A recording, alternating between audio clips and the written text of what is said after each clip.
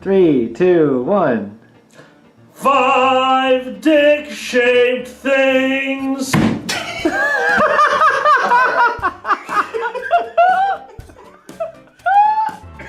a minute. Okay, wait a minute. No, I'm gonna throw it like this. You go through. If I end up with a dick-shaped hole in my wall, I'm gonna kill you. Oh my god. You want me to do it? You want me to do it? I'm serious. Or do I want to do like a one twist, like a dart? You're trying to go under my chin. Under your chin. Not through my head. Or through my wall. That was so solid. Alright. Okay. Oh, fuck.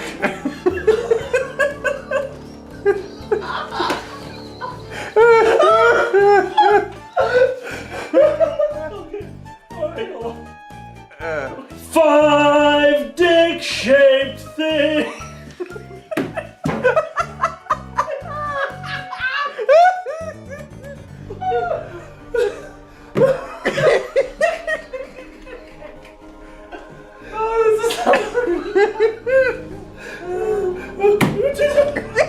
It's harder than me. What the fuck? Did you not put a hole in my wall? Wait. Let's do a take where you walk up and you just stick it on the wall in front of him. No. I'm gonna shit myself. What did he say? I'm gonna shit myself.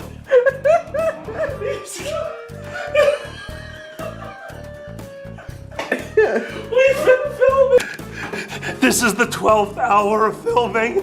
Help us.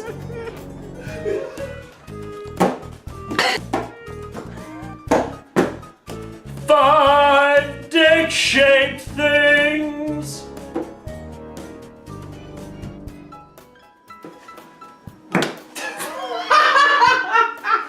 Did you just smack me with the throwing dildo? Ready? He smacks me with the throwing dildo.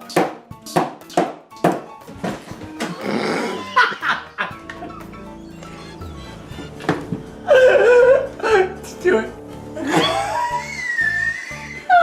I think I just shook myself. What the fuck is the matter with you? You are Katrina. 5 dick-shaped things. 5 dick-shaped things. Yes! Yes! Uh, I want to see that. Oh my god. We could have the longest outtakes ever just for this shit. Doing, doing. 12 I don't hours. care if my hand was in there.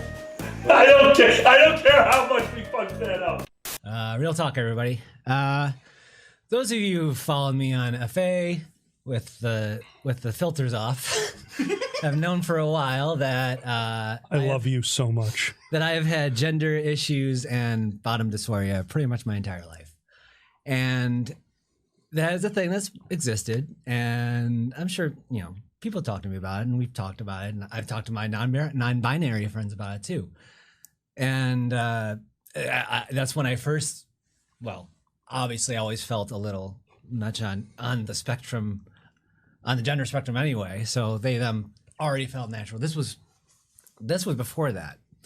So I did the podcast with you, and I chose they before that, before something else happened. So I did you can go listen to my podcast with Jagger. I think it's uploaded on your YouTube. Yeah. So that's there, and we talked about a lot of stuff. And after that happened, I stumbled upon that unbe person who said they were looking forward to their gender confirmation. I'm like, what the hell are you talking about? And that's a thing, like, because I had always thought I'd researched it in my entire life because obviously there's that thing, and there's like a thing in your brain that just won't go away, and you think it's wrong, so you don't want to sound like a freak. So, and so anyway, I found out. I said I was interested, and Gaius, who's out there, thank you. They're in the chat. Yeah, Gaius is out there. Thanks, guys. Mentioned like a couple years ago, like that's out there. That kind of thing is out there for non-binary people if you're interested, and just the fact that there's other people out there that felt like I do. I had no idea. I thought like, this is just like maybe I'm fetishizing something that I don't want to like come off as disrespectful to women or something like that.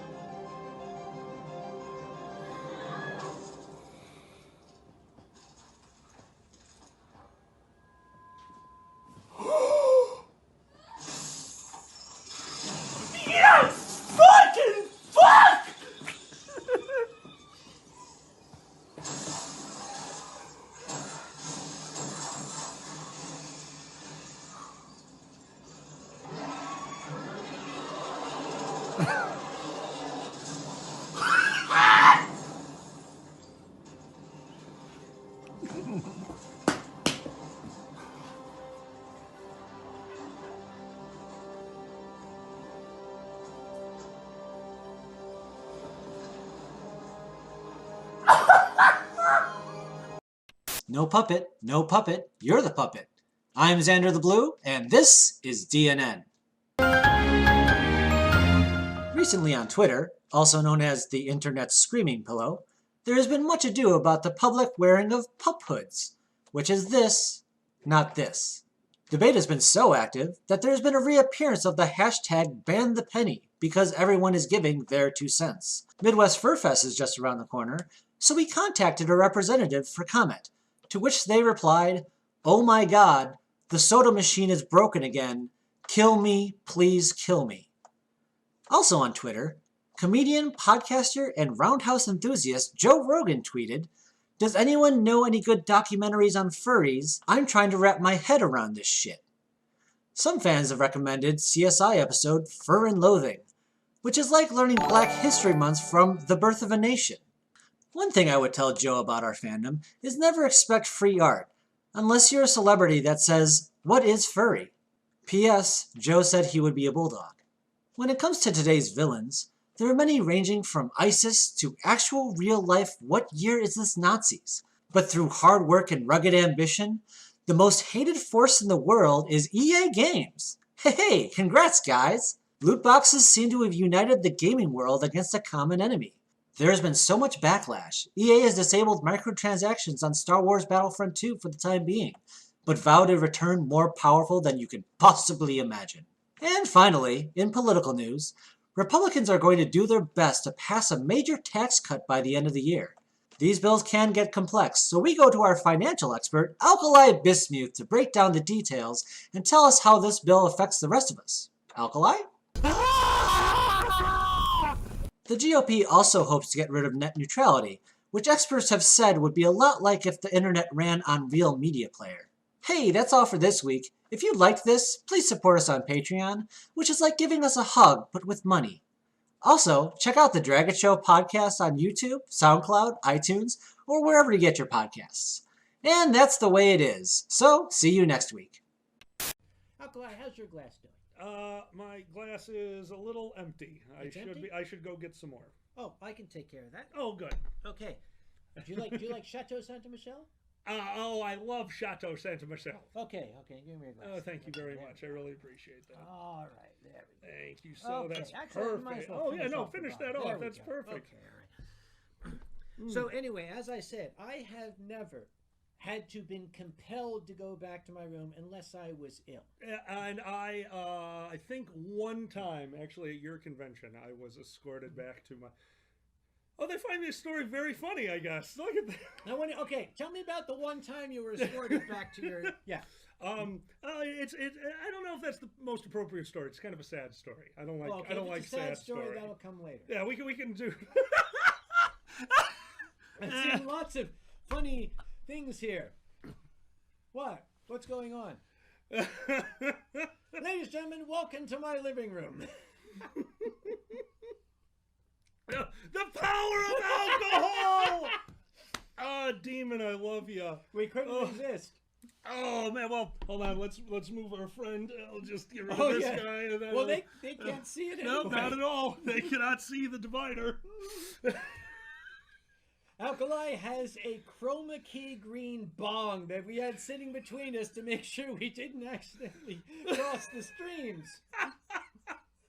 Oh.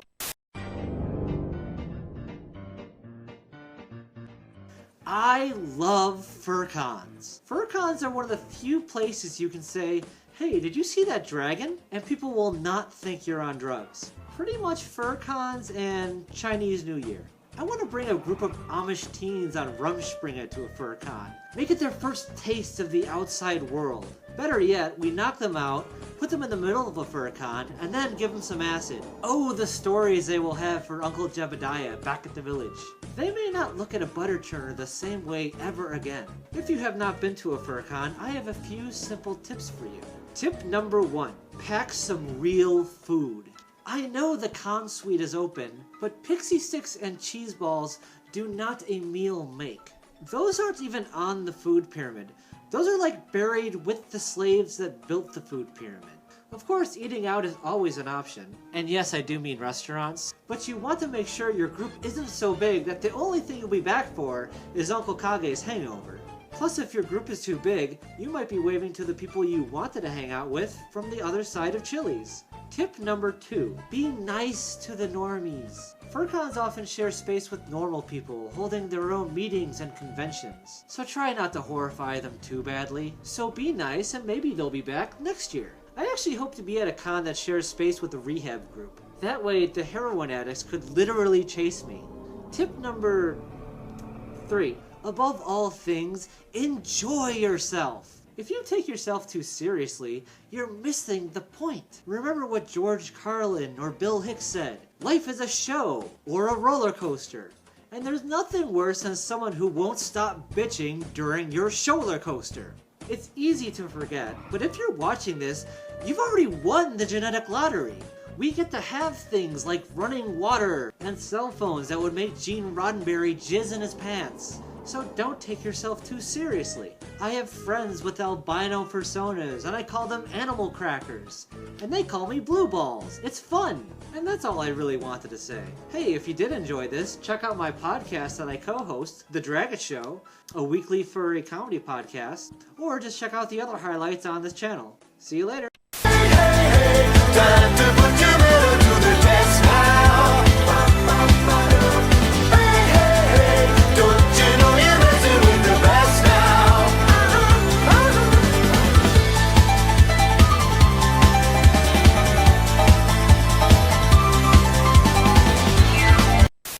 Con los terroristas.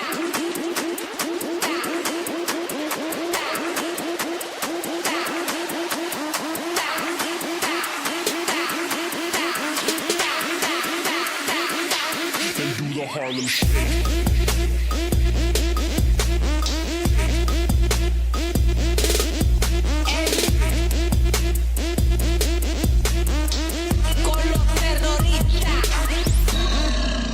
The last fucking gay popcorn.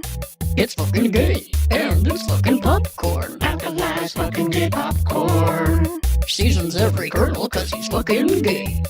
At the last fucking gay popcorn.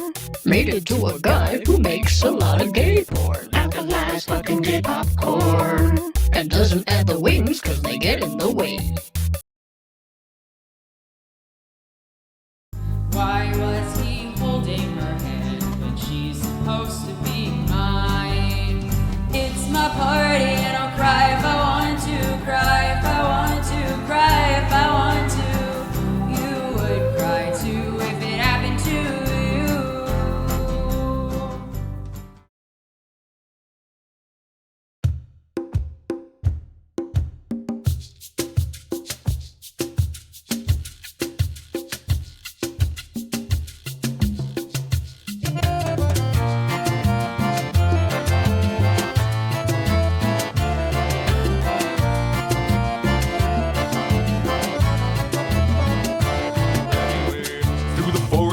find a clearing. Forget your eyes and trust your nose.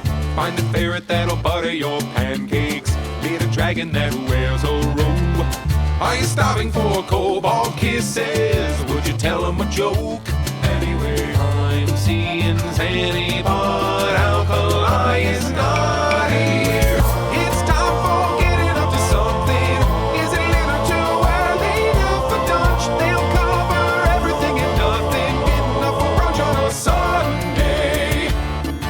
Sunday, Sunday. Anyway, Sunday, Sunday, Sunday. Roll up and it'll make you feel better. Roll up and it'll make it alright. Roll up and it'll bring it all together. So let's watch a dragon show and stay the fuck inside.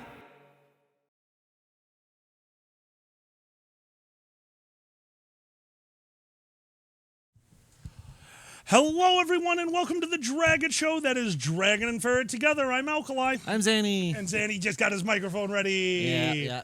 Oh, it's so cute. This is okay. This is his little. It's like little whoop whoop whoop. It's always doing that thing. Oh, good. We need to tighten everything. Hold on. I'll see if I can manage. Yeah. Well, you I'm do that. used to I'll put on our music. I'm used to a microphone that's not entirely attached. Anyway. God damn it, Zan. What? Things Zan, happen. Sometimes just things come wondering. off in your hand. Anyway. Do you like smooth jazz? Oh, yeah. Jerk B, me. that is not what she said. Jerk me with that jazz. That's called jizz? Jerk jazz? Jerk jizz. Jerk jizz? Okay. Good morning, Top Hat Gabriel Hey. Smoketail. Moonbringer, welcome, man. What up? I like how I got the notification 15 minutes after stream start. Moonbringer, that means you didn't have to watch our repeating opening credits. So, Hey. sounds like you win. Logan, how you doing, dude? Hey, everybody. So, you might have Wolfia, seen... hi. Real quick, we have a bar down here. We are close to 2,000 followers. We're close to 2,000 Twitch followers. So, yeah, that's cool. obviously we're switching it up.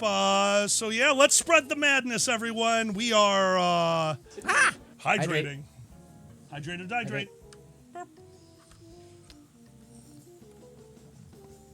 Well, B, I guess that's the advantage of actually having a schedule. At least you know that we tell you when we miss a Sunday morning brunch. Yeah. All the other days we're just like, we have to get ready for Anthrocon and 3 other conventions. Also, the lawn looks like a jungle. Also, I got a thing from Evergreen Park saying I needed to clear out in front of the window, which is bullshit. Those weeds look majestic. Aw. They have little purple flowery things at the top. A weed is only a weed when it looks like my hair when I let it go crazy. Like I kind of agree with you. Like, Right? between a weed and a flower is how much you want it to be there. Yeah. Who determined the difference between weed and flowers? I'm I sure- have big, bushy, weird grass things under my front picture window with big, beautiful, blue, flowery things at the top. We love blue. Yeah. I was going to rip them out, and then they went blue. I choked them. I'm sorry, but those are not real biological flowers. Oh, really? Yeah. Oh, I bad asked kid. I'm God. sorry. You asked God. I asked God. How'd that go? He's just not cool with the not biological flowers. He wants Oh, all those yeah. flowers No, to sometimes be- they really want natural Unless he made flowers. that petals, those petals, and that stem. He doesn't like you cutting the stem. Really doesn't like you cutting the stem of the flowers, I gotta say. But honestly, flowers, a weed, Who cares, right? That's how That's what I'm saying. it's funny. Who just said that? Smoke says, "Tell them you're growing them on purpose." I am. There you go. The moment I saw that they blue flowered, I am. And the fucking evergreen was like, "No, you gotta fucking make your house look like somebody lives in it. Like people live in it. It smells like weed all the time. People definitely live here." Can you be the counterculture horticultural? Is that right? Counterculture horticulture? Counterculture, horticulture. Is it called a horticulture? Horticulturist is Horticulture with whores. with horse. Isn't it called a horticulture? Yeah, a little. Yeah, horticulturalist. Oh. Horticulture is the science of. Help me Yeah. out, guys. Plants, right? Horticulture is just plants. Yeah, you know that's the plot of Not that one, B. That's the plot of Pretty Woman. That is yeah. They have a horticulture. Hey, I'm sorry. And that's he slapped her hand with the box. Remember giving her the necklace Oh, to yeah. prepare her for taking his seed. Wow, I think you've seen more of that movie than I have. He slapped the hand from the box? That's the classic scene. He's holding the box open and then closes it. And then I forget which cartoon they did it in. They did that. And she goes, "Oh, that really fucking hurt. Why would you do that?" That's amazing. That's way better. I playfully ate your hand. Okay. So into Moore says it's specifically gardening. So horticulture is not as wide as plants. Horticulture is bending plants to your will. What if you became the rebel of horticulture and said, "Fuck flowers, I'm doing weeds"? So I almost did. The remember? counterculture. Do you remember 2 years ago when I got pissed at the front lawn? Oh yeah. So what did I do 2 years ago to the back lawn? You let it all go and No, I ripped it out, remember? Yeah. So I ripped out the backyard 2 years ago. Love is in the air. Loved ones. You taste like bondage. So we decided to rip out our lawn, and I got the pricing, and it was ridiculous. But the backyard is where we hang out, so I wanted it, and I almost did the front. You know why? Why is that? Because there's a way to make reinstalling the grass cheaper, and ripping out grass is not the expensive part. Oh, what's the expensive part? Okay, so hold on. That worries me. 1 second. We're just going to jump off this topic. Guys, did anyone get a notification? Is something wrong on our end? We just had some weird changes happen to us that we had to deal with, and we don't know why.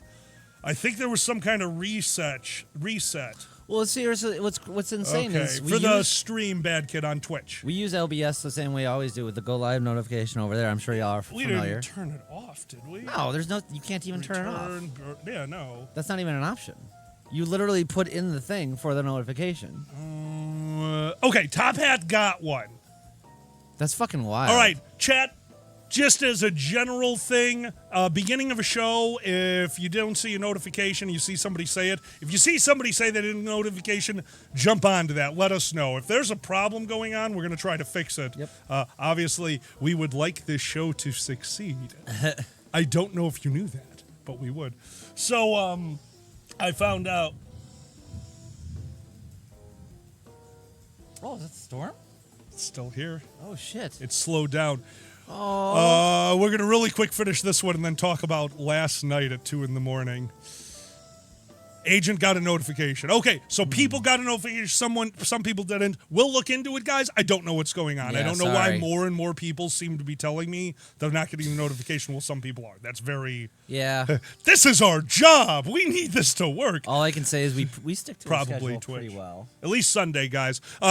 Just a reminder, we are off next Sunday. For this coming Sunday, a week from now, for AnthroCon. We will be back for the first time the Sunday after.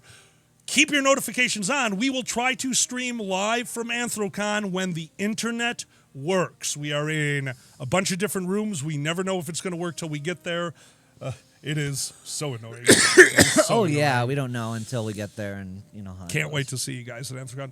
So yeah, ripping out the lawn, not that expensive. We could have ripped out all of our grass. And I found a cheap replacement. Oh no. Clover. Clover. Oh. Clover. The little clovers. A weed. Oh yeah. Yeah. A lot of rural areas totally replaced their lawns with that. It's lush, it's green. Yeah, it doesn't have that look of fresh cut grass, that crazy manicured lawn. Mm-hmm. But it's green and fairly consistent and flat. It just kind of grows. It takes significantly less water. Fucking significantly less water. Wow. And it grows fairly densely in bad conditions, which if you want to talk about bad conditions, our fucking soil and lawn over here, bad goddamn conditions. Yeah. Really wanted to do that. Evergreen Park doesn't like that. Oh really? They don't like clove. They don't like clover? Don't like clove. Fuck them. Lawns. It's green. It's close enough. It's basically like it. Yeah. No, exactly. That's what I wanted to switch to. And if I had all the money... It's like my illegal titties. They're not that different from the regular bare chest guy. That's right. Hey, bad kid. Illegal Pop and titties. lock. It's the clover of titties. The clover of titties. The clover of titties. The one, the kind you were like, wait, is that allowed? No, that's not allowed. That's how they go. Yes. I have to check the manual. I have to check the manual to see if you can do what you want to your property. Right? Yeah. Because it's green. It's like you're not even making it Kudzu, weird. I don't know what that is. Like, that's how I feel about it. We went to Arizona and all the front lawns are all rocks. That's the standard. I kind of want to go to that now too. Right? Like I'm sick of my front yard. It's just dead grass and hate. I agree with you. So last night, I'm Weather Fox would understand this better, but I'm not a weather chaser, but I do find it very interesting. I have a few YouTube channels I watch, especially leading up to a con. Knowing the weather going into a con is very helpful, especially for someone who spends 3/4 of their convention outside smoking. So, A Tale of Two Titties. I love A you. Tale of Two Titties. Oh my God, Moonshine, you're a monster, Clover and pasties. I loved it. Clover pasties. Whole clover dress. Ooh. St. Patrick's Day. I'm out the house, so right. So last night we watched this entire hot cold catastrophe that's going on in Central America. Oh yeah. And our guy's like, yeah, there could be storms tonight over here, and it's just going to get worse. And he's just downplaying it. He's a meteorologist wannabe. Okay, I'm like, all right, well, this didn't go all the way out to Anthrocon. I'm sure this information is useless. Were you outside when it started? Because I know you were writing last night. I was writing while it started. I actually I was writing and I pulled the lawn chair right under the garage so I can kind of see the storm. You son of a... That sounds beautiful. Oh, it was really nice. Yeah. I actually did that for quite a while until like about 2 o'clock. And it got a little too rainy. Yeah, you know? no, it was going crazy. I had the windows open in the room, and I was just watching the lightning. Open the garage door and kind of step back a bit. That would have been okay. Yeah. But, oh, well. It was really cool. But yeah. Bionic titties. B, the humidity right now is ridiculous out in Chicago. Yeah. You probably couldn't hear it because of the microphones we're using. We just had another thunderclap, which is weird because this should have passed us over by now.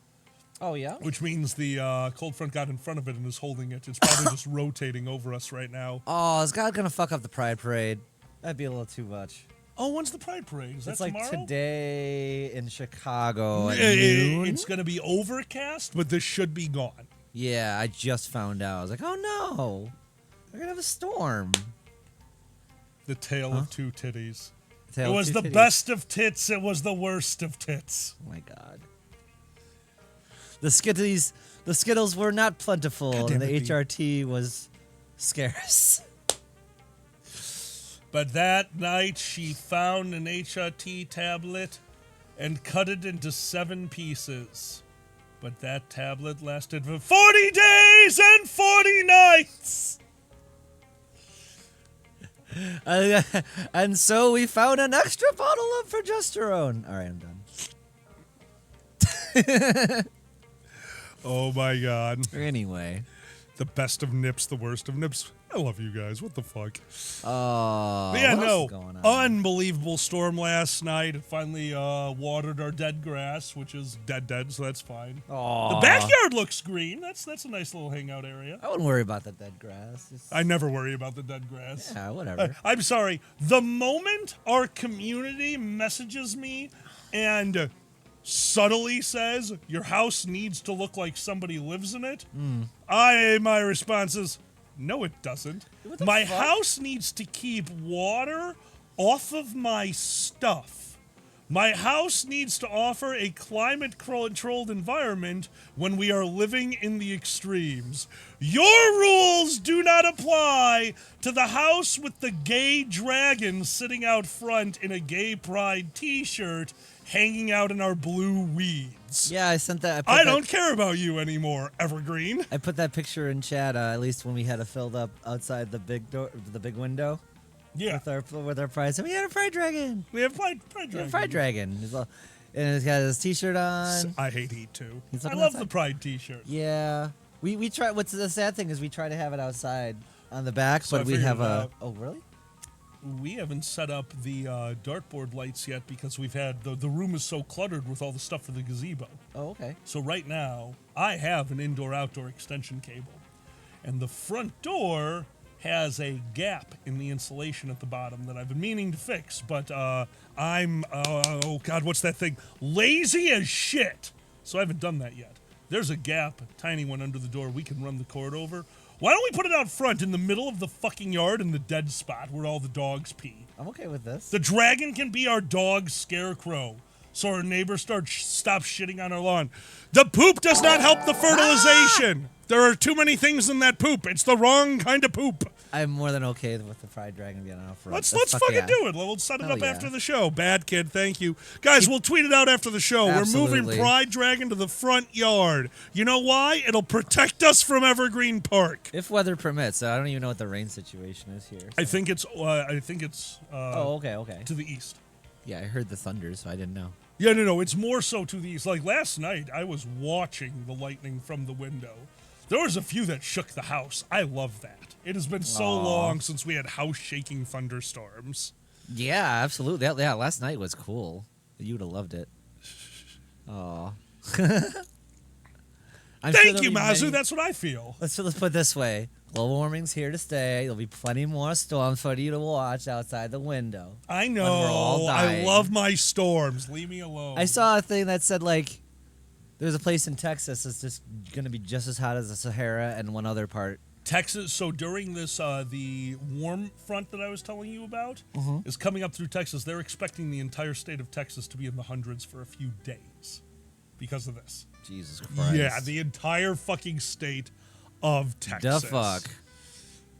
Durgans are good. Durgans are good. Durgans are good. Durgans are good. Unless they're bad. And they're a bad dragon. They're a bad dragon. Sometimes they're depressed. And they're a sad dragon. And they're a sad dragon. Oh, sometimes they go to the shows with all the other punk dragons. You know what they are then? What's that? A red dragon. Ah, yeah. We have to put sunglasses on gay dragon. Oh, this dragon's Canadian. He's a plaid dragon. Oh, he's a plaid dragon. Hey. I think I still have an old plaid overshirt. We should put that on him for plaid dragon for Canada Month. Oh my God, is there a Canada month? Dude, Canada's on fire. We should have a Canada Month. We'll put it on there for the day where Canada burned down the White House. There you go. That's I a like subtle that. joke. Yeah, That's a subtle what day one. is I that? like that. It's White House Day. I forgot. We stole their syrup or something. I don't know what happened. Bad kid, that is so Canadians cool. can help me out with the history, but it's pretty cool. Anyway, I think. Oh my God, what was the? It's gone. I had a good topic, and I had so many topics. Oh, those are then gone. I sat down. Oh yeah. Welcome to ADHD. So many Dragon. topics. My topics fell out of my butt onto the couch. Well, we got the Pride thing. Oh, you know, I'm really actually. Speaking of Pride Month, Forbidden Door is today. I'm sorry, what? There's a wrestling pay-per-view called Forbidden Door. Forbidden Door. And it's really funny because thank you, Ziggy. Because it's during Pride Month, and it's like, oh, don't use that door. Anyway. Ziggy says you look very floral. Aw, thank you. You're so That's cute. the idea. And I'm wearing my Pride Skelly. That's drinking coffee. I love this one. Pride Skelly. Oh, I love Pride Skelly. Moonbringer, there very much was. It added to the atmosphere. Shut up. Oh, I haven't made you sketties in such a long time. I do like your sketty. I haven't. Well, I make a homemade one that Mom taught me. Yeah, the sauce you make is definitely what makes it. Oh, if I you take have my a certain time, spice in there or something. There's a lot of spice in that one. Yeah.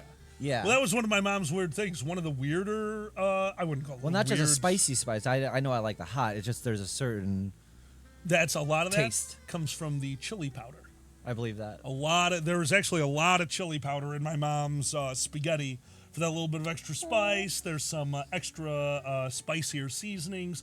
Nothing that actually makes it like tingle the tongue, but that little bit of spice in there because the tomatoes are so sweet and it's all fresh. You know, I crush everything.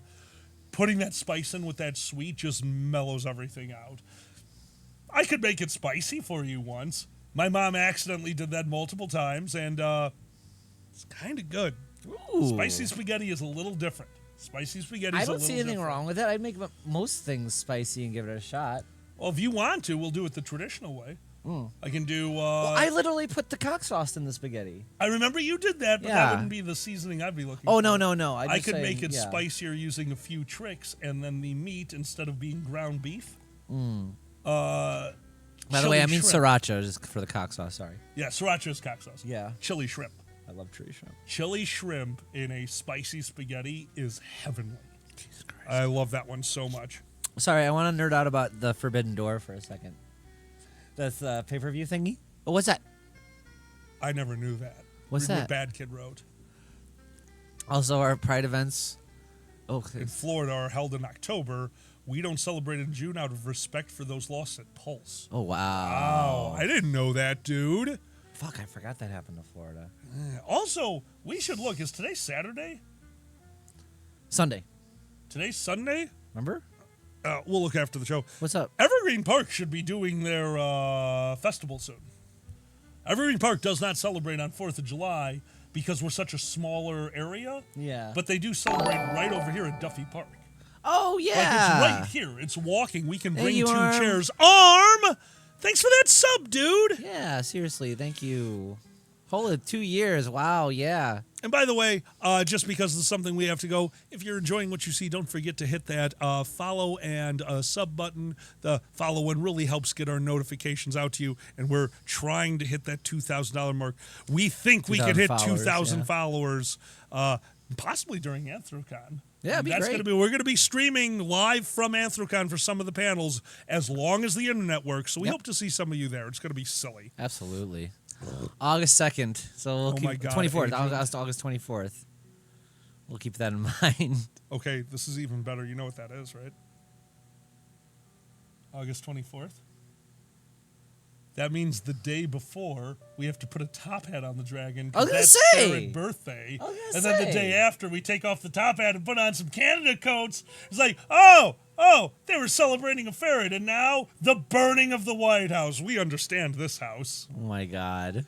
Do not make an Okalai happy cry at AC. I mean, Oh, guys, I am older and more dehydrated. I have way more trouble crying now. In Finland, many places celebrated in different months. Helsinki and Tampere at least celebrate in June. My hometown of Oulu celebrates in August. Kuopio. God, your pronunciations are so pretty. Celebrates in July, and Rovaniemi, where I live these days, celebrates in March. Dude, you could just make a pride circuit? That's amazing. Ferrets might have burned down the... I burned down the White House! I think it was kobolds burned down the White House. We burned down the White House. We didn't start the fire, it was a burning tire. We burned down the White House. We got some whores and we made some whores. We burned down the White House. Got a lot of trauma, but I voted Obama. We burned down the White House. Oh my God. Not much faith in much, so have some punch. I don't know. Are we still kobolds? Living in sin, don't care about Biden. We There we burned go. down The the White House. Anyway. Oh my God. I mean, yes, I would love if Pride were year long. That's just not how it works. They got to pick certain things. But don't worry. In Evergreen Park, we still have, especially leading up to Anthrocon, our nightly gay pride parade. Me and Zan, if it's colder, sometimes in just a robe. God, I love breezes on those nights because it is funny as hell to watch them walking along the street like this, just kind of walking a little bit faster as the wind tries to show off those illegal titties. And the Lorraine Cavern. The Lorraine Cavern? Lorraine Cavern. LeBray. The You're not allowed Cavern. You're not allowed to call my pussy She's- the LeBray tar pits, okay? She's so LeBrave. Lorraine Cavern. She's so LeBrave. Jesus Christ. Look at her. She's so LeBrave. Pussy flapping in the wind. I thought somebody was in one of those southern bands with hoo, hoo, hoo. No, it's just the wind. Hoo. The Gay Pride Parade is here. The Sounds like a traditional Coke bottle. You think that's what it sounds like in a wind? What do you mean think? Oh, you just blow on my pussy. I left the fan on a few nights ago when you slept above the covers. I thought a train was coming through the room. It was just hoo. Oh, there it is. Found it. If you lick and you go like this, is it? Ooh, does that happen? That's why I need like 40 vaginas. I'm going to start my own. That's what we're doing for the variety show at Anthrocon. Jesus Christ. Just the flight of the bumblebee on vaginas. And at the end, it's like, oh, wow, look at that. They did their impression of the fountain at the Bellagio. You're just bongoing those cliffs. That's an elongated note. All right. Sorry. Don't tell Kage about that, they say. Anyway. I still love. You weren't there with Boozy's first appearance on Anthrocon's main stage. Do you remember their first appearance? Do you remember what set came out of that? Yeah, I was there. The Bagel donut. Fucker. Mm-hmm. Yeah, Bagel Fucker. Yeah, I was on right before him. Yeah, you weren't backstage before him. Oh. No, I mean during your show. Yeah. Boozy was freaking the fuck out. Because he's like, I'm about to go on Anthrocon main stage and talk about fucking bagels. And I looked at him and I go, Boozy, Kage already dropped enough bomb. We've got curb launch. And he looked, he was like, really? Oh, I'm doing the dirtier version. Good. I fucking love it. Good on him. Oh, that's funny as hell. I'm waiting for Kage to sign into the stream right now. Like, Alkali! Like, my boy. Are you playing Pussy Bongos? I'm not playing Pussy Bongos. Something smells fishy.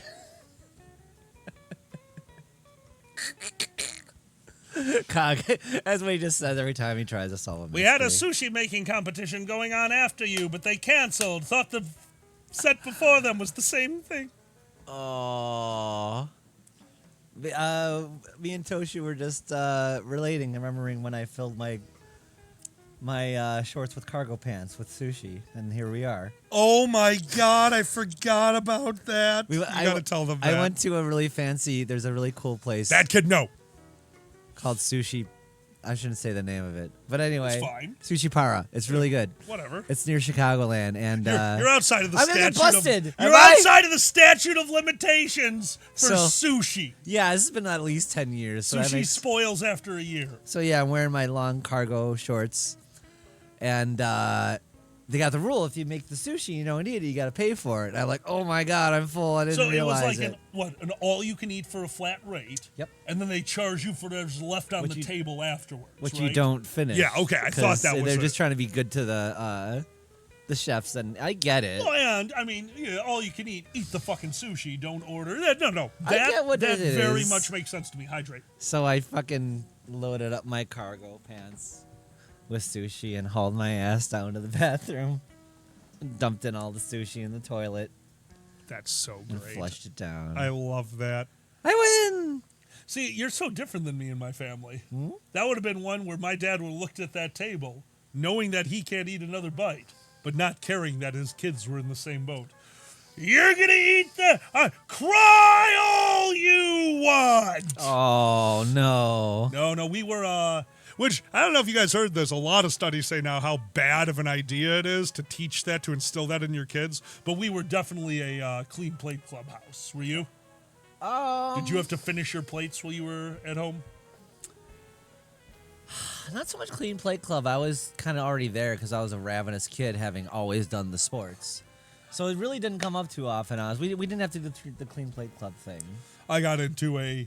We definitely had to eat, though, because when my mom made chicken parmesan, I was not having it. And it was like, you're going to eat it. Okay, so now that was a normal one. Yeah, no cursing. Got the no cursing. All right. But yeah, no, we had the clean plate club. Mm-hmm. And I got into a wonderful... I've won by the topic. Your arguments don't matter. I only need one. They hit me with that once. I don't remember the meal, but part of it was asparagus as a kid. Oh yeah, I get that. My mom, unbelievable cook. Dude, I cannot stress how good she was. Christmas dinners, 8 different plates coming out of 2 different ovens in 2 different locations of the house, all at the same time within 5 minutes of each other. 8 dishes, all warm, ready. Unbelievable. Her skill in the kitchen is intense. Boils and steams all of their fucking vegetables. Like, could not make that's how they brought up. Flavorless? Shit, it's one of the reasons I don't eat a lot of vegetables. Broccoli, boiled. Asparagus, boiled. Brussels sprouts, boiled. Vegetables were disgusting in my house. So here comes dinner. I don't remember what it was. What's funny? Isn't like steaming the vegetables or steaming is better than boiling. Certain things. One of them will cook all the vitamins shit out of it. I can't remember which one it is. Boiling. Yeah. Yeah. I think that's how they were brought up. Okay. Now the main courses, I cannot stress how good almost every single one was. And then always a side of shitty vegetables. You might as well have taken them out of the microwave. Did not like them. Okay, that was a problem. And this day, my mom made a ton of asparagus and put a pile on my plate with whatever it was. And I had my dinner, and I ate 1 or 2 of the asparaguses, and I was done. Like, you finish your plate. I'm like, I didn't serve that. What? Like, I did not put anything on my plate. Are you telling me that you are forcing me to eat? You put that on my plate. I would have taken 2, which I ate. And that argument, I'm like, I don't care what you're saying. I do not care. Screaming, getting out of their seat, getting right in my face. Like, you're hysterical. You've lost to logic. Yeah, I got a lot of trouble that night. On the other hand, they never put shit on my plate again. That's fantastic. Well, what are you going to do? Like, no. You can't tell me to finish my plate while you are throwing shit on it like a dartboard. No. I will choose how much I eat, not you. That's not a level of control you get off the person you think you own. Oh. I didn't mix it into anything else. I put them in the potted plant in the middle of the table because they were green. They didn't notice right away. It was fucking funny. Once you show some autonomy, they freak out. It's like, oh, you're telling them where to go everywhere else. What the fuck? Yeah, exactly. Oh, my God. Oh. Yeah, no. Now I'm an adult, and I make my own vegetables. Grilled balsamic asparagus? Oh, so good. Brussels sprouts. QM made one of the best vegetable dishes ever. Brussels sprouts. Brussels sprouts was a bad word in my house because it was the one my dad wouldn't eat. My mom just boiled them. Oh. They were pieces of disgusting mush. Oh, my God. Yeah, exactly. So my dad was like, no, that is not one I will eat. Brussels sprouts never came up in my house. Oh. QM came over once. Remember, she used truffle oil. They used truffle oil. A little bit of grease. Mm-hmm. Everything. Shredded them. That was an amazing side dish. Fuck Brussels sprouts. Childhood made me hate Brussels sprouts. Man, see, I every once in a while, someone can make them just right that I can enjoy them. So yeah. I love that shit. No, I get you. Cauliflower. That's another one I didn't know. Cauliflower, yeah. You can put like orange chicken sauce on cauliflower Absolutely. and basically make a really good dish that way if you prepare it correctly. You can. I can't. You can bake cauliflower and coat it with a few very Asian seasonings. Okay. And it almost turns into a because it reduces it down. There's not a ton of water in there. It'll reduce it down. It turns it into a pretty hearty meal. I've had Tom was a vegetarian at work. So he brought in what I thought was just brain. Like, oh, you're just eating a brain tonight? He's like, no, it's roasted cauliflower. Fucking delicious. Fucking delicious. Dana, I don't understand. I kind of like spinach too, and I can't explain it. It's like everything in my body, I shouldn't like it. But like in certain situations, like the cream spinach, if you put it a certain way, or if you have it on a pizza with other things, that kind of works. You can sneak it in and kind of like accoutrement. It's a kind of a nice accompaniment. No, it's never been. As always spoiled things for you. Yeah, spinach to me just too powerful. Yeah, it's the same as black olives for you. There's a so it's taste so that weird comes with spinach that I do not like. So it's slight for me. Like the taste of spinach is very slight for me. Kale will knock you on your ass. At least I taste that fully through, but like spinach, I used to have those fucking shakes all the time. I would put spinach in a blender, as y'all know, and That's put so crazy the to me. chocolate in there, and I couldn't taste the spinach. So that's amazing to me. It was so slight that I didn't even notice. And to me, like you've seen how I'll put an entire small can of black olives onto my half of a frozen pizza. Yeah. It is covered in black olives. It's not an overpowering taste to me at all. It's a nice subtle saltiness that it adds to the pizza, and I just love black olives. So the texture and everything just, I don't know, melts in my mouth. But no, it does not change the flavor of the pizza a lot to me. But you say that like even a few black olives is so overpowering to you, right? Oh yeah. Yeah, see, that's a can't. wild one to me. That is definitely. I think it's just a flavor that you don't like so much, and I think it's the same for me with spinach. You don't like it so much, you can pick it out of anything. Oh, okay. And it really kind of exemplifies. I think that's what's going on. I don't fucking know how brains work. Who knows? Obviously. I love you too. You love psychology. No, I'm kidding. Every morning I wake up and you're watching a psych video. I'm like, what did I do? It's not your fault. Stop taking blame for every video I watch. Jesus Christ. The video was called How to Shoot Alkali. Well, that was a little specific. That was a very specific video. When your ferret. When you're a ferret. No, when your ferret does this. Yeah, that's what it's like. There you go, B. No. See, I like my I like my psych, and I like my ADHD help, and it helps sometimes. So.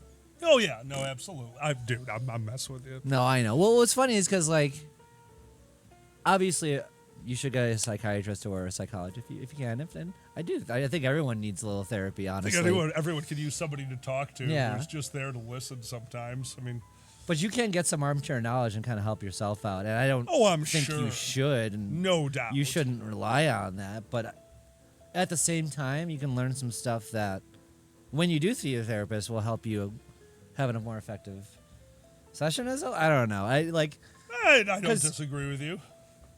I just don't know how anything works. It's just going it's like going to church and hearing the fucking sermon person. You mean I get to sleep during it? There you go. Or, so I work my way up until the Knights of Columbus notices me solely for the reason that the Knights of Columbus didn't have to go to church. You know, that was one of my biggest reasons for joining, right? What? They don't have to go to church? During church, myself, my neighbor Jim, who was 70 years old at the time, and just a solid Question Master's helper. I have not seen cinema therapy. Actually, I've not heard of cinema therapy. I'm a fan of Healthy Gamer. They're psychiatrists. They're pretty good. Oh, that's neat. And Healthy Gamer GG. And I have not tried cinema therapy. I'll check it out. I actually think someone recommended it. I think maybe you recommended it to that earlier. I think, I definitely have heard the name cinema therapy before, but I don't think we've watched it. But Gunsmith says, I hate boiled vegetables for one reason only. It was sweet. It was sweet. I hate it. I would start to puke because of it. Any ideas how to remove the sweetness? Salt. Salt's a great start. Obviously, you don't want to overdo the salt. But you know what? If you're ever looking to counteract sweetness, you put in salt, you put in spicy, Zan's. What did you put on it? It was Dad's hot sauce, right? I put that shit on everything. What was it called? Yeah. Frank's Red. Frank's Red Hot. Yeah, Frank's Red Hot. Zan used to drown broccoli in Frank's Red Hot. So if you're into a spicy flavor, other than that, a lot of Asian spices. You can really start playing around with those and change the flavor profile of anything. And don't forget, infuse it in oil. A little bit of roasted vegetable, putting it under the broiler for a second with a light coating of oil, making sure not to burn it, but that little bit of a char changes everything. Changes everything. I will say, I love Frank's Red Hot with some butter on chicken wings. That is just... Oh, that's probably one of the most classic, it's so good, yeah. Wing hot sauce. Frank's Red and butter is almost always my go-to for wings. Mm-hmm. Yeah, that's just a good buffalo sauce. We did a lot for dinner back in because the Pete's Fresh near us constantly had fucking buy one, get one on their wings because they were a full butcher. So they had so much leftover wings. Don't forget, they were selling bags of gizzards and stuff like that. I used it to make stock all the time. Oh my God. Oh yeah. Yeah, no, that stuff was cheap as shit at Pete's because they were a full butcher. Yeah. Yeah. I loved that. I loved when they did that. Is that just like gives you that chicken taste? Yeah. Yeah. Okay. That makes sense. I mean, you can make stuff out of it, and it's none of that is in my wheelhouse, though. I've never made, I've never done tripe. I've never done any of but using it like using the fish guts and everything. When I make big fish meals, I made fish stock once. Made the house stink. I won't do that one anymore. But it was an amazing fucking broth. Oh yeah. I should have made ramen out of that. Oh, I like ramen. Bag o' Gizzards is my new D&D character. Bag of gizzards. Bag of Gizzards is here. Bag of gizzards here. Oh my God, B is talking about sweet potatoes. I'll tolerate them if they're covered in marshmallows and brown sugar. Yeah, the brown sugar does help. I mean, it does. It does make it into kind of like a dessertish thing. Oh, I love sweet potato casserole. I love sweet potato. I just love sweet potatoes. Oh, yeah, okay. Yeah, I mean, yeah. The sweet potato fries with a honey cinnamon butter. Oh my God! More like almost like a dipping sauce. Very light dipping sauce is so good. Liquid smoke. God damn it, guys! I'm not gonna eat dinner until like 9 p.m. tonight, and that's my only meal today. You are not helping. You have to make a pride meal. Pride meal. What do you go with? Well, first off, hot dogs. Ah. First off, you gotta have hot dogs. Uncut. Hot dogs. Oh, stuffed eggplant. Oh, all right. Hot dog stuffed eggplant, that's the vegetable. All right. And on the side, curly fries, but only the ones that make a big long hole. And you put them together.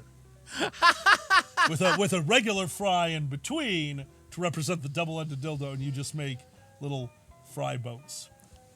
Can we call them curly holes? Absolutely. All right. The lube is ketchup. Curly holes better have the trans flag on them. Cohen, that sounds horrible. Oh my God! No, the wraps of the fries will just well, make use them the each a fries to different make a color. hole. You Yeah, see. exactly. Anyway. Yeah, liquid smoke is amazing, but yeah, spilling that would be brutal. Oh. Spilling that would be brutal. Oh, it's always the cost of cooking, right? I remember when you tried to deep fry a turkey and that nonsense. That was fun. That was fun. It worked. We had to do it away from the house. Wondering if you're gonna die. Yeah, it was kind of neat. In a flash. Those are crazy. Curry is amazing. It was really good though. Oh, deep fried turkey is something special. Super good. Yeah, no, it's very, very. What about your pride dessert? Good. Maury Rainbow knows. Maury definitely knows. Rainbow cone's a good idea. Yeah, it's a good one. But honestly, I got to take a classic for that one. I got to make the rainbow cake. It's just different colored layers. So when you cut into it, there's something I find very prideful about a chocolate or a white cake that looks totally normal on the outside, and the moment you cut into it, you get one of the most beautiful cross sections. I'm 40, dude. You're 42. We both know what it was like to grow up hiding it all. That cake is fucking meaningful. Yeah. Oh my God. And I have to. It's because. Also, it's a pound cake. Fine, Mazu. God damn it. So there was a fun moment. Speaking of pride, there was a fun moment at wrestling, and I actually watched a clip, and it actually made me tear up. You sent it to me. You got me on that one too. That one got me. There's a wrestler who everyone knows is gay, and like, and during Pride, they had a whole storyline where the buxom lady was coming at her. He's wearing his fucking rainbow tights and shit. And he's like, lady, I'm sorry. I don't know if you notice my tights. I'm gay. And then the comments like, and taken too. Whatever. And the crowd's like, yeah. And fucking everyone chanted, he's gay. He's gay. He's gay. Positively. I love that. And it just hit the 80s kid in me so hard. That was so good. Having grown up with like just a homophobe. Even in the 90s. Oh yeah. Even the early zeros. I saw Canyon get beat for being a homosexual. And also at the time we were in school, which is literally a place where conformity is king. Yeah. Being the outcast gay. Yeah, no. It's even worse to be at that time period, at that age, being in school trying to hide it. Yeah, I love that cake. Yeah. I love that cake. Yeah, you might have seen my retweeted. I Crash retweeted as well. The videos in there, if you want to find the clip. That's disgusting, Arm. That's so cool. That made me happy. Yeah. That was cool. No, I get you. Oh. I've only ever had alligator tail. Alligator tail was like a cross between calamari and chicken. It was tough, but I might have tried it once, too. immediately became very tender in the mouth. It was very, very good. Okay. Don't mess up the love fish. I love fish. I didn't used to like fish as much. Now I like it more. Well, I make it a little different. I do kind of stake up my fish. I make sure the outside always has that char on it. There's something. Carbon is delicious to me, so I always char my shit. That's fair. Like Yeah. I like the only fish I would ever have was just like the way usually people would have fish. Yeah, like a oven, filet o butter. fish kind, that one taste. And Yeah. honestly, like I never had really good fish and chips until I went to a Chicago like firehouse. Good fish and chips is so good. There's like a firehouse down near where I used to work down in Chicago. At least I was advertising. They had amazing fish and chips. Holy shit! I that made me get it. So that's amazing. Yeah. Oh yeah.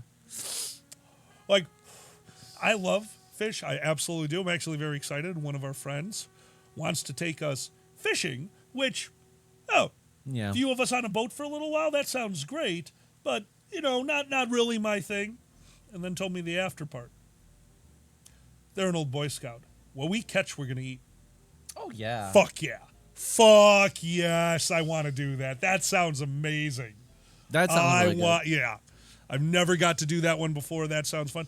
Dude, I used to, before you moved in, one of my normal go-to meals, because it's the quickest thing in a sous vide. You just take tilapia. Tilapia, put it in the bag, put it in the sous vide, get it to temperature, a little bit of butter. It flakes apart in the bag. It's like a walking taco of fish, butter, and seasoning. That's a really healthy meal too. At least mostly, yeah. Yeah, don't forget, I tried to watch my weight.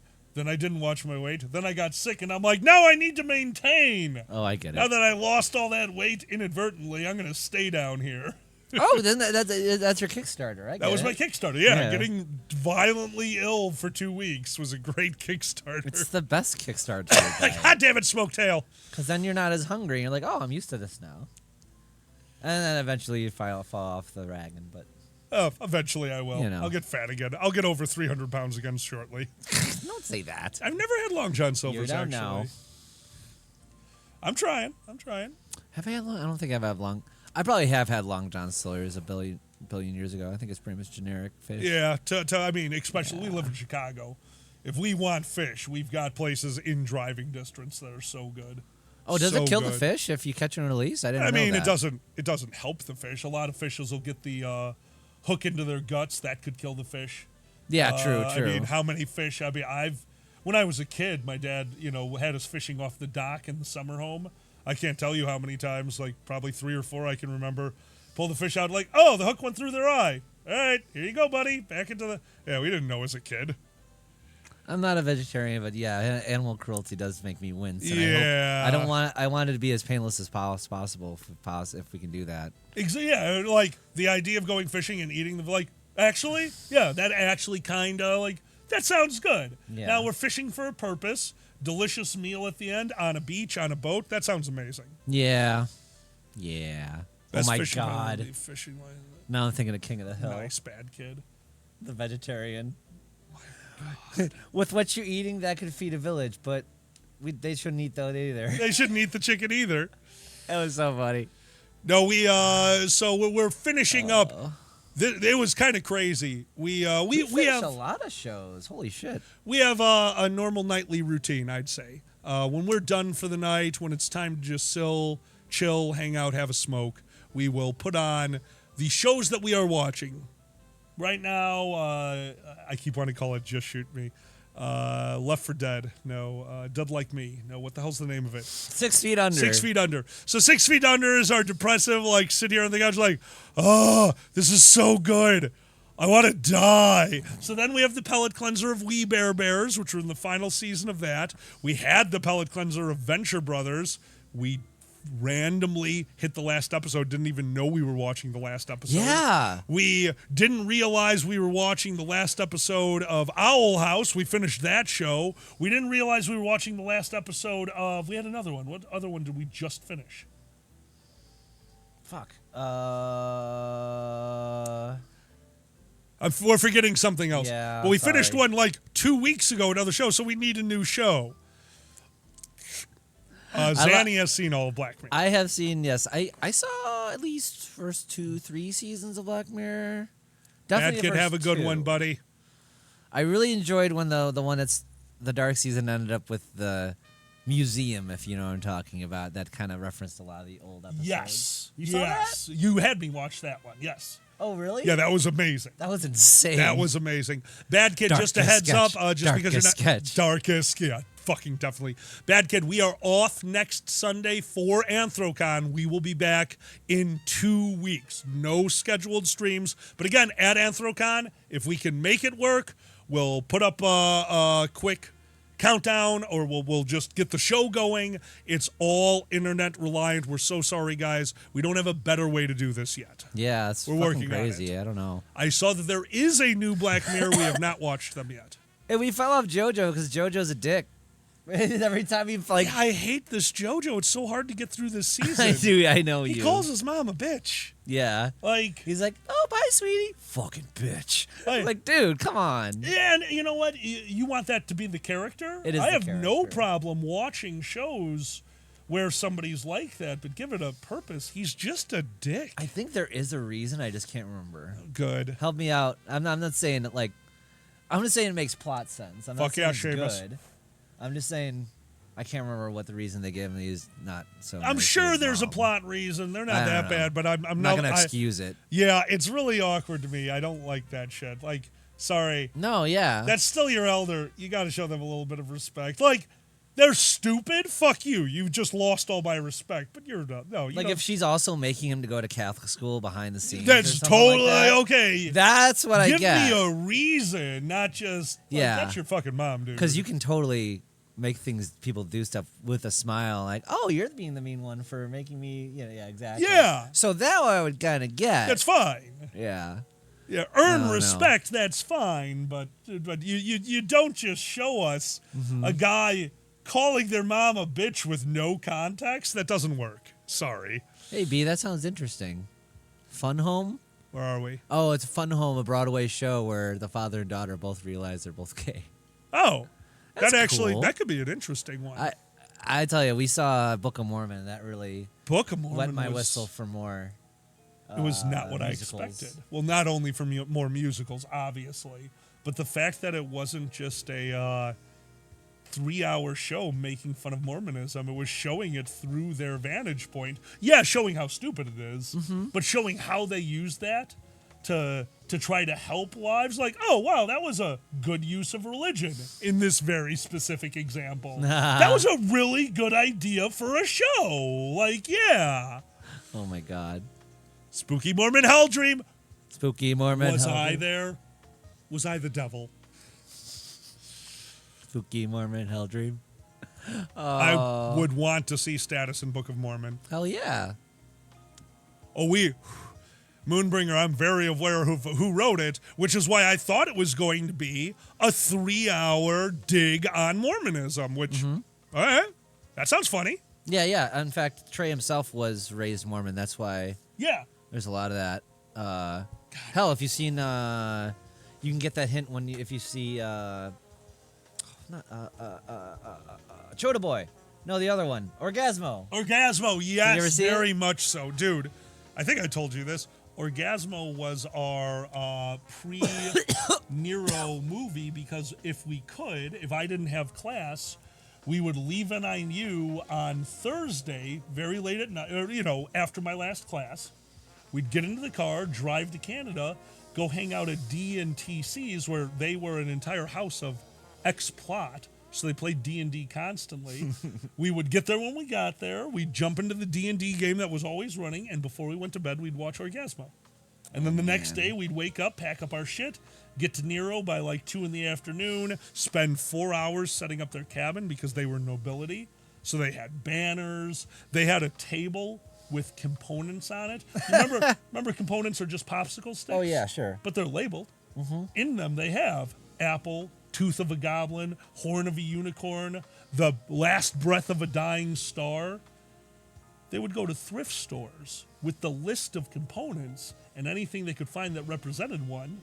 They would grab that and put it on their table. So they had physical representations of a ton of components.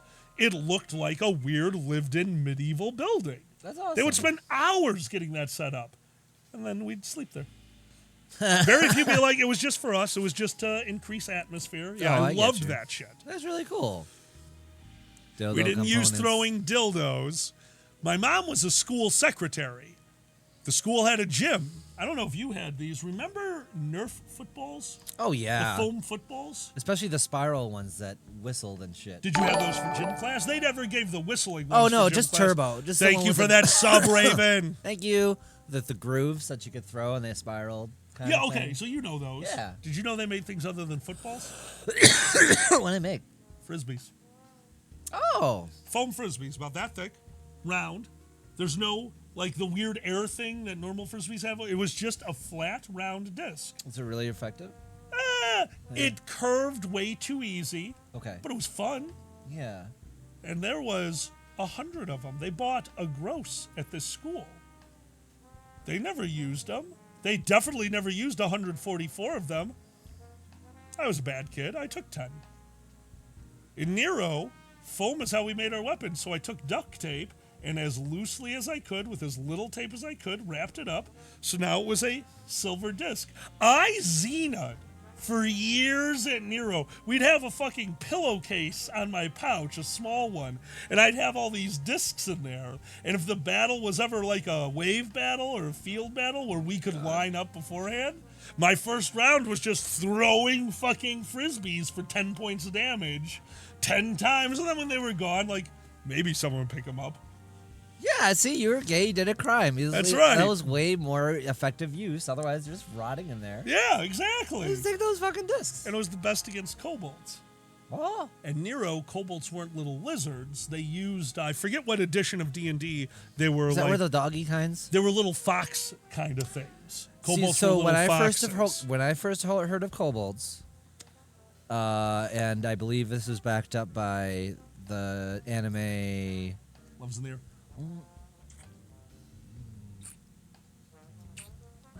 When you first saw Help me kobolds, out. it was brought up. It was There's by an the RP. anime. There's a classic fantasy RPG anime from the 90s. Ow. Sword and Sorcery, very classic. Help me out in chat if you know what I'm talking about. I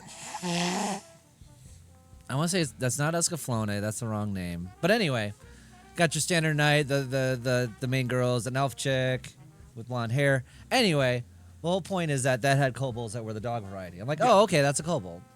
So And they're actually- saying kobolds were dogs in D&D version 1. Yeah. Okay. And then that was also backed up by Suikoden, the old RPG. I Okay. think their version of kobolds were little doggy people. They're Which saying had the record furries. of Lodosis? Record of Lotus War. Record of Lotus War, okay. Well, Ziggy, you're not wrong. Yeah, but they were puppies. They were doggies in Nero. So the entire plot team, when I would throw a frisbee, if there were kobolds, and they would chase them. They would chase them. They would fucking chase them all the time. It was, and then of course what they do, they'd bring them to me. I don't want to kill the fetch kobolds. So Lord Keldrock Livton Wait, they wouldn't Dude- attack? No, they bring me the frisbee and then sit there. So Lord Keldrock Livton Dew started to make friends with kobolds. Oh, okay. Until Mike, the plot member, came out as a greater kobold, a kobold chieftain, known as the Puppy Punter. So he had a big two-handed weapon, and if the kobolds in his party went and ran after frisbees, okay, they would hit them for a weird status effect that no one knew what it did, because part of Nero is trust. So he would call this status effect that no one knew what it was because he would never use it against the PCs. It was a kobold-only attack. His title was Pumpy Punter. if you chased a frisbee as a cobalt while he was there, he'd hit you for this with his two-hander, and then you go, yipe, yipe, yipe, yipe, yipe, yipe, yipe. Oh my and have god. to walk to the edge of the field, disappear, and then come back as a different cobalt. That's he would adorable. punch you over the trees. Oh, puppy punter. Puppy punter! Had to fix it.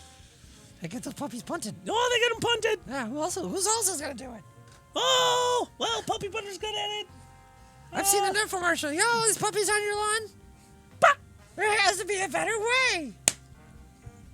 Introducing Puppy Punter. Puppy Punter! It's just a lawnmower, but it's boots on it.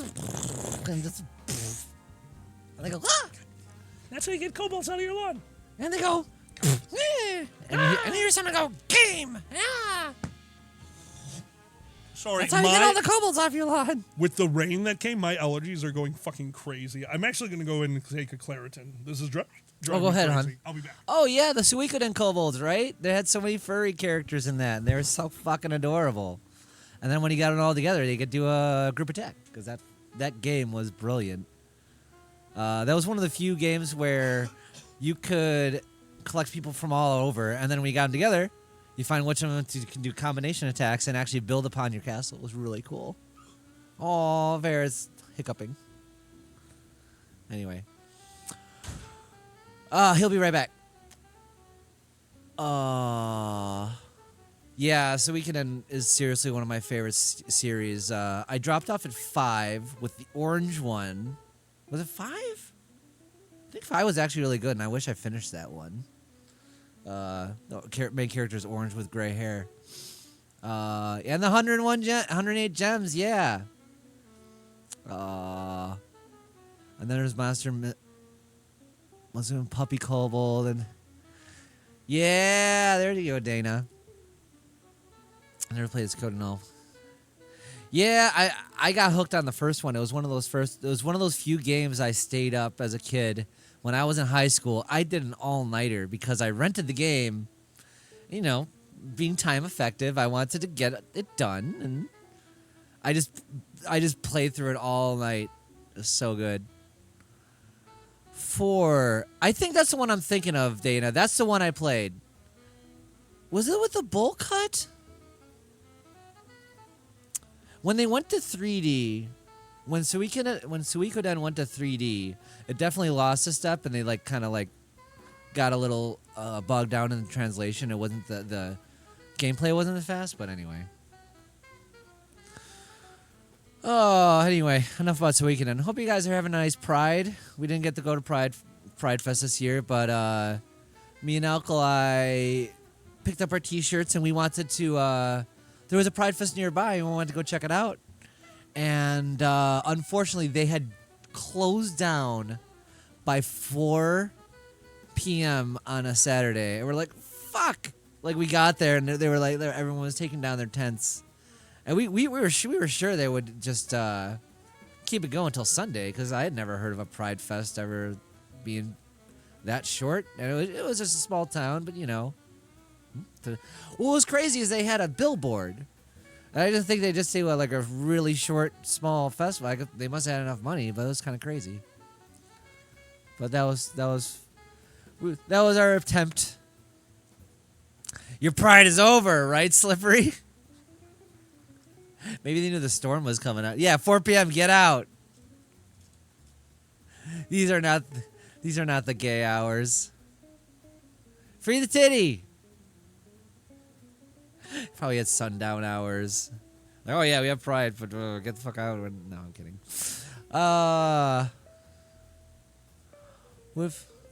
What if the card of many things, swap it with the card against humanity instead? I don't know if I follow. Unless you're aligning, there's always a time to start a Pride. Oh! Nice, Dana. Let's see here. I'm going to whip up the chat here a bit. Let's see. We started a bit here. We might as well go to announcements. I'm going to go to announcements. Here we go. Anyway, thank you to all of our Strike Opposers and our Patreons. We love you. We had to stock the Strike Oppose level because that was getting a bit much. But we will send that. If you need or want a rebate at that level, please email us at dragonshow@gmail.com. I'll get that up there too. Are you going to do events? What events are you going to do at EC? I'm going to be doing I'll be at the parade. I'm going to be at Dragon Show. I'll be definitely at the table. I might be at masturbation. We'll see. I'm still figuring that out. Honestly, it's been crazy schedule, and I can't believe AnthroCon's already coming up here.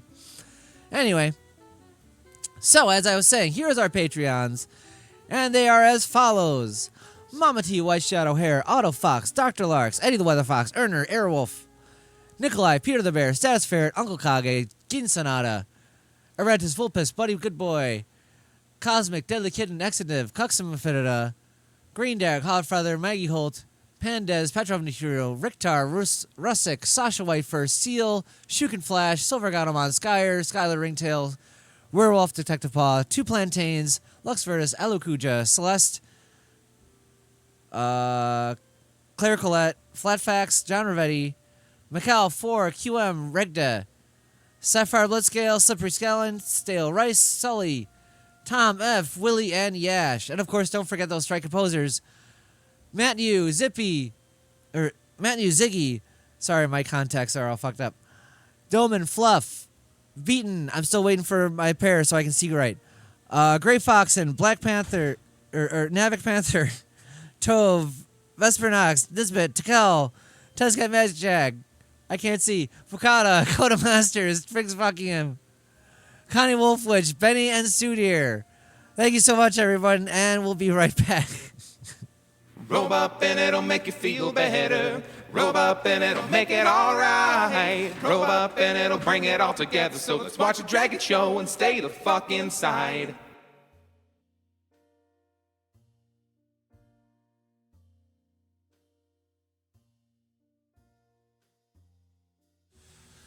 And we're back. Everyone. Hello.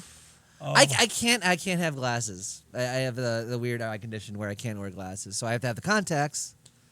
But that's why I get the disability. So anyway. Oh, disability. Love's in the air. Love in the air.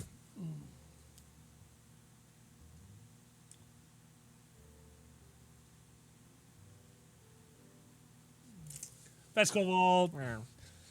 Best Cobalt. Hey, what's Gary, up? what's up, dude? Oh, my God. Oh, allergies are kicking my ass today. Shout out to Benny and Sue. Wait, what happened? What? I missed something. What happened to Benny and Sue? B, dude, you We're never missing need to worry something. about that. No, it's fine. It's fine. Please do Hi, not. Boozy. Yeah, hello. Sunsmith, what was it? Oh, yeah, no, Gray, that's exactly what's happening. Ceiling damage happened to Benny and Sue? I don't know what it was. Oh,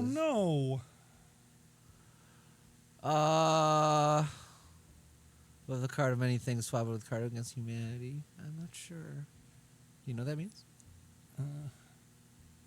No. Okay, sorry. That's okay. Anyway. Gary, nice. Yeah, that's awesome. Cat toe broke. Oh, God, their ceiling collapsed on a cat? Cat toe broke. Oh, God. That's crazy. Kitty. Hey, Danny, what's up, dude? Wow, hey, Sue and Danny. Benny are okay. All right. Fuck. Just randomly? Was that during a storm or whatever? Well, don't forget, we just looked at what was going on in Ohio yesterday. So, yeah, there were some big storms going. Holy shit. Oh, my God. That's terrible. Hopefully the kid's Oh. okay. Just randomly. Shit. Happened yesterday?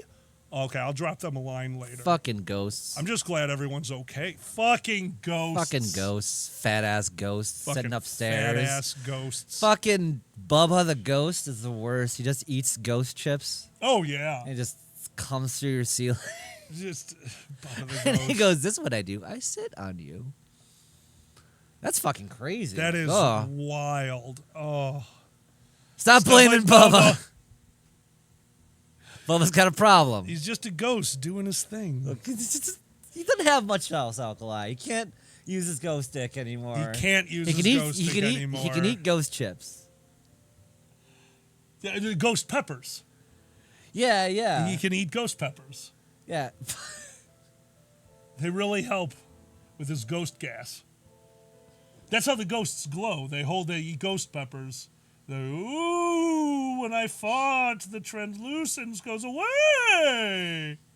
This is the worst Casper, I will say. Casper, the gassy ghost, ate ghost peppers. He's a gassy ghost. I'm not gonna lie, that sounds like a character that would be in the Casper movie. Right? It's pretty. That's literally like we just combined two of their bad ghost character brothers. I just realized that. Oh my god! There's a fat one and there's a disgusting one. That's right. And then the nerdy hot one. I don't know. Those are the good ones. Anyway, how does a ghost work a treadmill? Hauntingly good. I'm sure there's a punchline to that. That was literally Stinky, yeah. Casper has an uncle named Stinky. He's the gassy one. Yeah, okay, yeah. I did not know that. And the big one, I can't remember what the other one was. Boozy, god damn it. You ever think about the fact Casper, the character, is entirely built around making child death seem fun? Oh, yeah. Hey, kids. You died. You die. No, that movie was like dark and weird. Like, if you swapped the D&D item card of many things, I think you mean the deck of many things, and replaced it with a Cards Against Humanity deck instead, I guess that would be Tensor's Infectious Laughter. That would be the difference. I thought she said the dick of many things. It's like, Oh is that my like God, Boozy. Is that like a Swiss Army dick? Oh, absolutely. It folds in and out. Oh, you have a Swiss Army dick. You just won't open it up. Yeah, it pretty much You've has. got the safety on.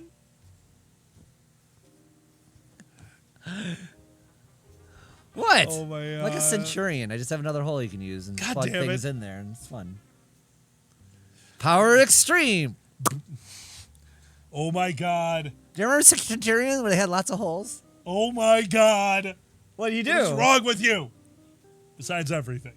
Power extreme. Power You extreme. get all dildos in those little holes. You remember they had all those holes over their body? God damn it! You'd be the most popular at the party. Ace goes to the party right after they save the world. You are just wrong, and I love it. Oh.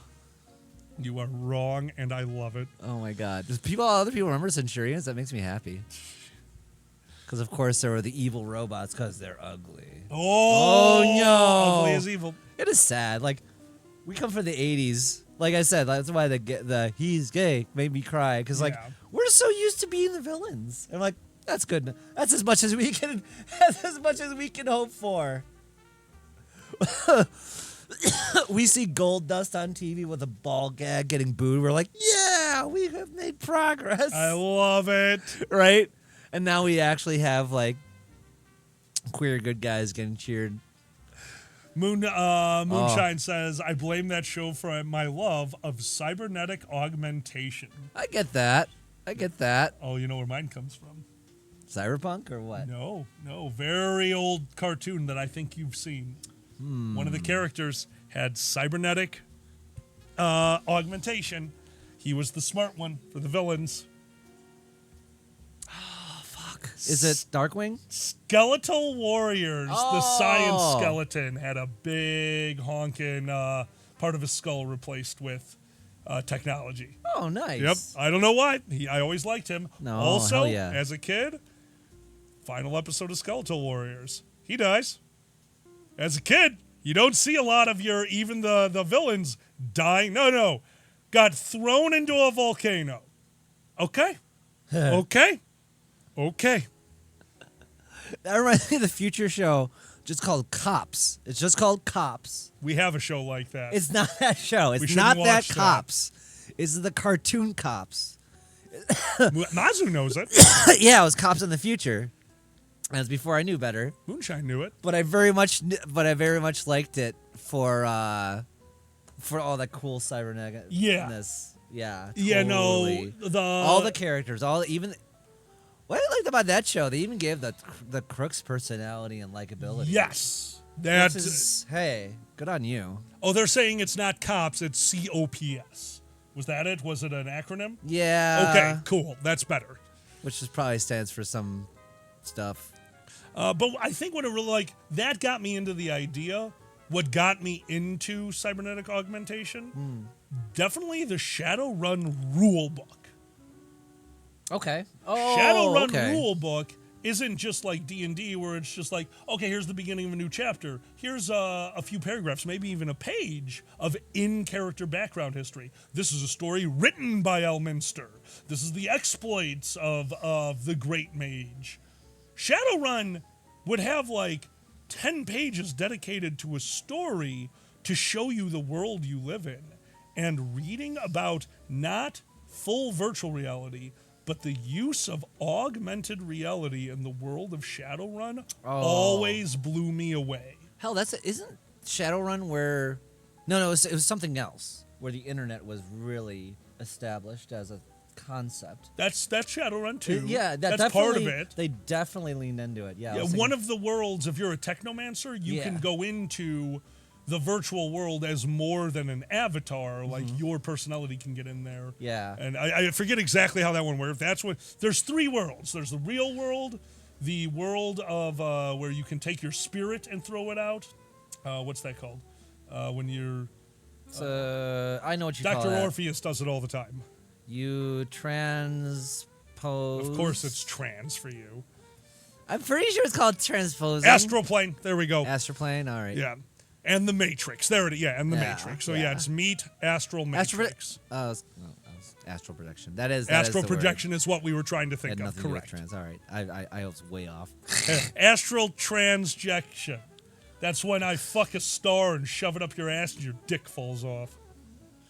Well, it's funny. What actually got me into Cyberpunk similarly was the Shadowrun Super Nintendo game. I was not familiar with that world. I was so glad you had played that for when they did the Shadowrun game, the Kickstarter one. Yes. And the first scene, the guy crawls out of a, what was it called? The morgue box. Yeah. And you're like, that's how the last game ended. And knowing that made the game more real to me. Like, there's a background to this game. I love that That shit. character is literally in the Shadowrun reboot, I think. That's awesome.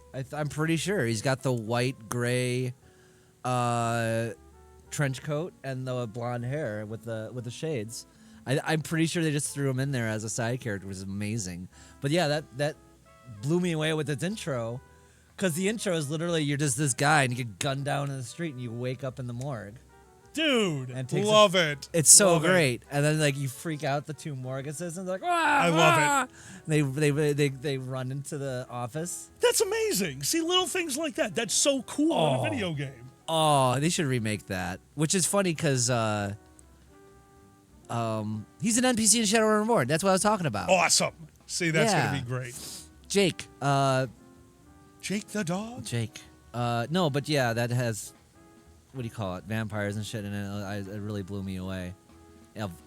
Being interested in that world. Now I can think of, where are the furries at? I want some anthro characters. There's furries in. Oh, I'm sure there are now. I don't think there were in that game. Oh, in that game. I see what you're saying. Or they were sparse. More so the ogres and the elves and the vampires. Yeah, biological augmentation is part of the Shadowrun universe. Oh, so good. yeah, you can be a furry. Yeah. Awesome. Fuck yeah. No, it was cool as hell. Danny misses the 1980s so much.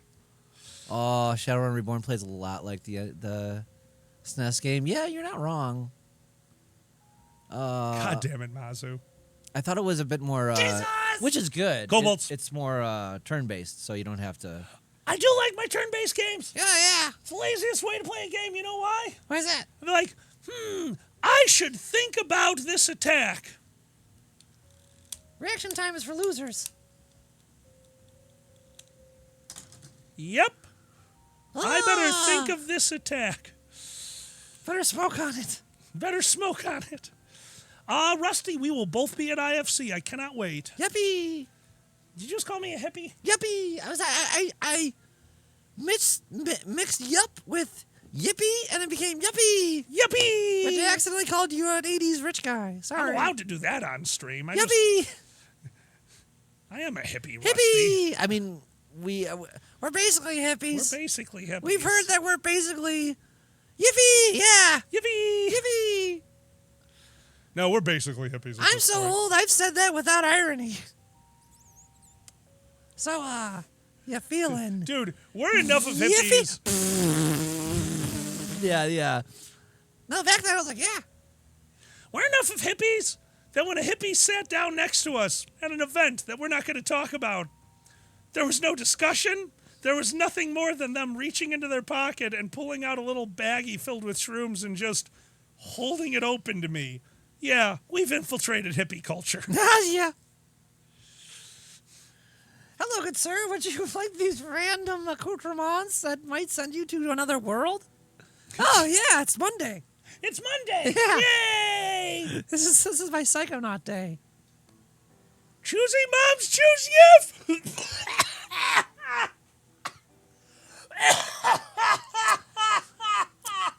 You know, after I send the kids to school, I'm like, what porn am I going to consume to fill my day? That's why I choose you. Choosy mom. It's chunkier. God damn it. I don't care that my child has a peanut allergy. Oh my god. I'm joining you. Oh. A Vichit Artie classic. Choosy mom's choosy. Yeah. No comment because I have to stop before IFC anyway. So I'm allowed to. This is my last hurrah. I know I have to quit smoking by IFC. I get Sucks. I mean, it doesn't. I should. I'll go like 3 days. I'm like, all right, it's totally out of my system. I'm fine. And then I'll wake up with one in my mouth. Like, oh, guess I wasn't done yet. I just love how, like, oh shit, I only have to IFC. I better smoke as much as I can. Chain smoking bitch over here. I don't think you're getting the point. Seamus, when I was much younger, I stopped because remember the bucket story, why I can't leave my desk at work? When I was working, smoke breaks were a bigger faux pas than pissing in front of people in an office out in the open, just to give you an idea. You can't leave your desk. So I stopped smoking when I had my job because I was already sitting there for 12 hours a day not smoking. I didn't want to spend the money. I lost the job, and I picked it up within, 3 weeks?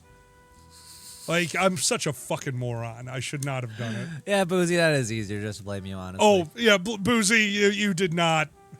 You were the straw that broke the camel's back. You were not the cause, honey. Trust me. You are the epitome of... That's not how you pronounce it. Is that how you pronounce it? The epitome is... Epitome? Epitome, I think, is what you're looking for. You are the epitome of... What do you call it? Willpower. That's it. Yes. Epitome of willpower. That's it. Speaking of which, I've finished 2 short stories now. Oh, yeah. Dude, and I read your first one. I'm looking forward to reading the second one. Yeah, I've written a couple short stories. I actually haven't written since I was in high school. They're sexy short stories, but I used to write a lot. Hell yeah, B! I'm so jealous. We had that last night. I used to have a couple teachers pull me aside to pursue it. I said, no, I'm going to do art anyway. And so this is like super nice to just dust that all off. And I'm still a little rusty. I still like, that could be a little better. But I honestly, it's just fun. Seamus, when the book is done, it'll be available at our table. And I wouldn't be surprised if a sampling of the stories ends up with some of our Patreons. I'd be cool with that. Yeah. You're just God's farts. Awesome, B. Fuck I love you, it. Thunder. You can suck my dick. You can't get me under because you're just God's farts. You remember that? No, what's that from? Ted. Oh, with the teddy bear. Yeah. I forgot about that. Did you ever? Yeah. That's what they sung to make them feel better with the thunder. Oh my God, Mazu, I love it. Yeah, no. Oh my God, such a. I really loved the thunderstorm last night. I just laid in that bed with the window open because I could see the lightning. It was outside the window. I could see the bolts and see the flash and then wait for the thunder crack that then shook the house. That was so cool. Oh, the flash was outside. No, it was really cool. Yeah. I love shit like that. We You haven't have had to a good realize one, come that on. was one of the things that I did with my dad as a kid. My mother, who had job for school district secretary. God damn it, Seamus. The joke in our house was there were two monies in the house. There was the family's money, that's what my dad made, and there was my mom's money, that's what she made. My dad would bring this up constantly, but in my mom's defense, my mom never just spent her money. The money was always with family vacation every once in a while, and the porch. My mom got sick of my dad smoking in the house, so she went to the local fire department that she was friends with because of her time at the school and asked them, hey, do you guys know anyone good at construction? They said, we are. So my mom paid the local Palos Heights Fire Department to build us a screened-in porch. Oh, my God. Best addition to the house ever. Best addition. My dad smoked out there in every yeah. thunderstorm. Every thunderstorm. Doesn't matter. If my dad was awake, it could have been 1 a.m. He'd come, wake me up, was like, hey, thunderstorm. We go sit out onto the porch. I would get wine with Sprite in it, and we'd just sit out there in the dark, the little glow from his cigarette. Never talked to me. But it was just sitting out there enjoying the thunderstorm. Oh, man. Somebody redeemed question. Gunsmith redeemed question master's helper. I can fix that. You take old cigarette buds, grind them down from pure coffee with dish soap, roll them in newspaper. One below, you don't want to smoke anymore to boost that. He's not convinced. Gunsmith, no! Why? Yeah. Wine with Sprite in it was an Italian thing. Sorry. I'm okay.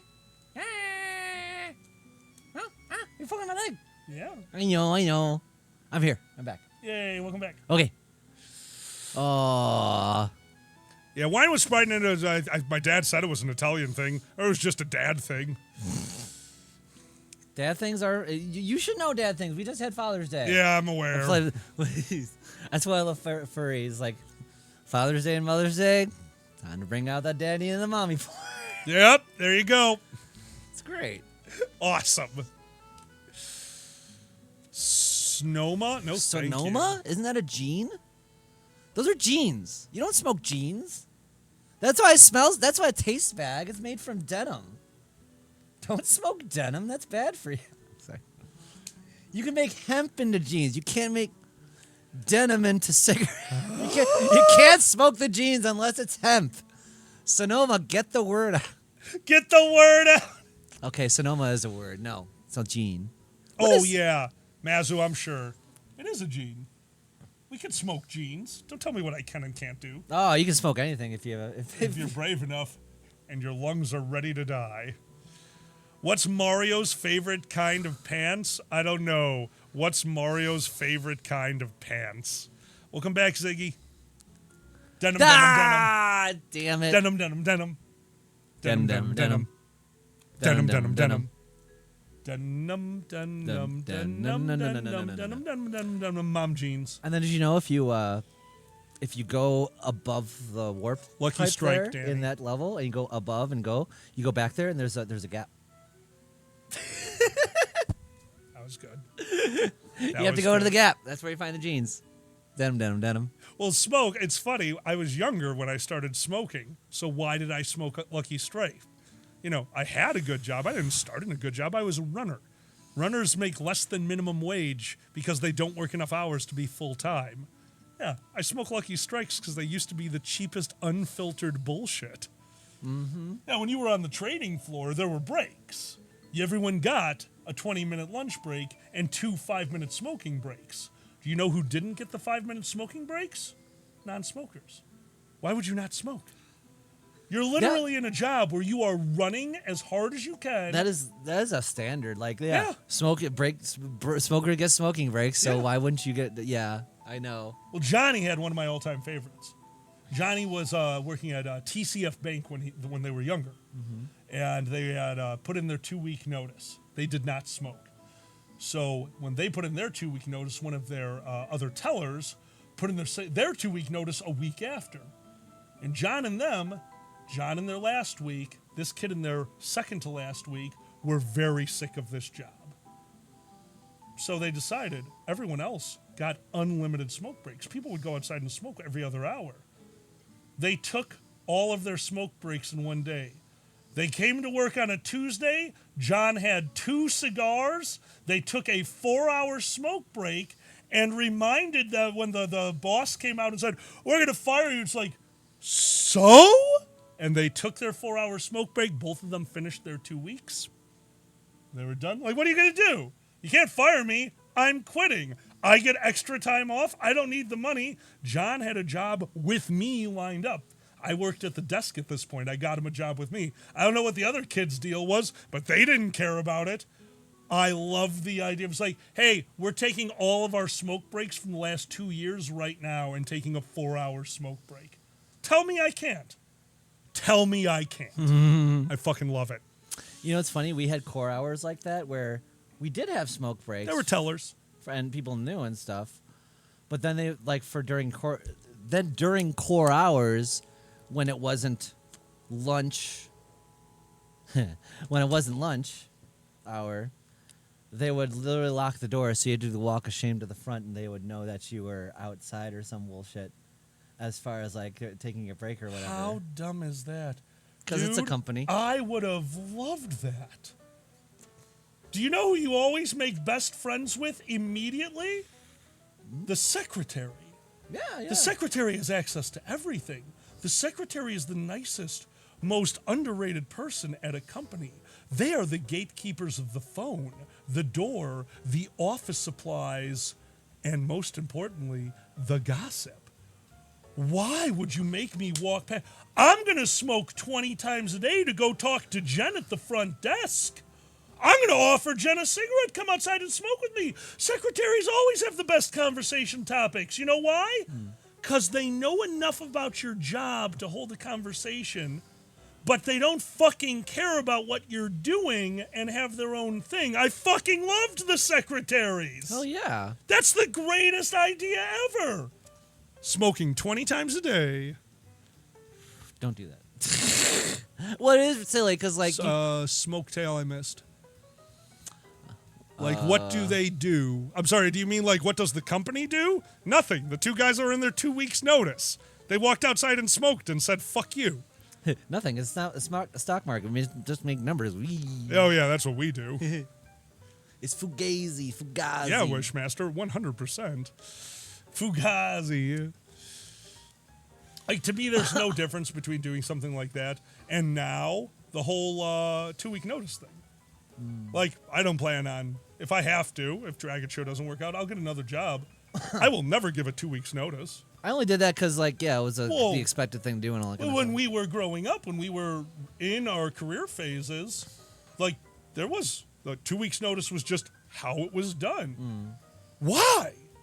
They fired me over the phone on a weekend where I was at a convention. Why the fuck do they deserve you to sit there and help them train your replacement? You know what the worst part is? Go in! Don't call! Just stop showing up!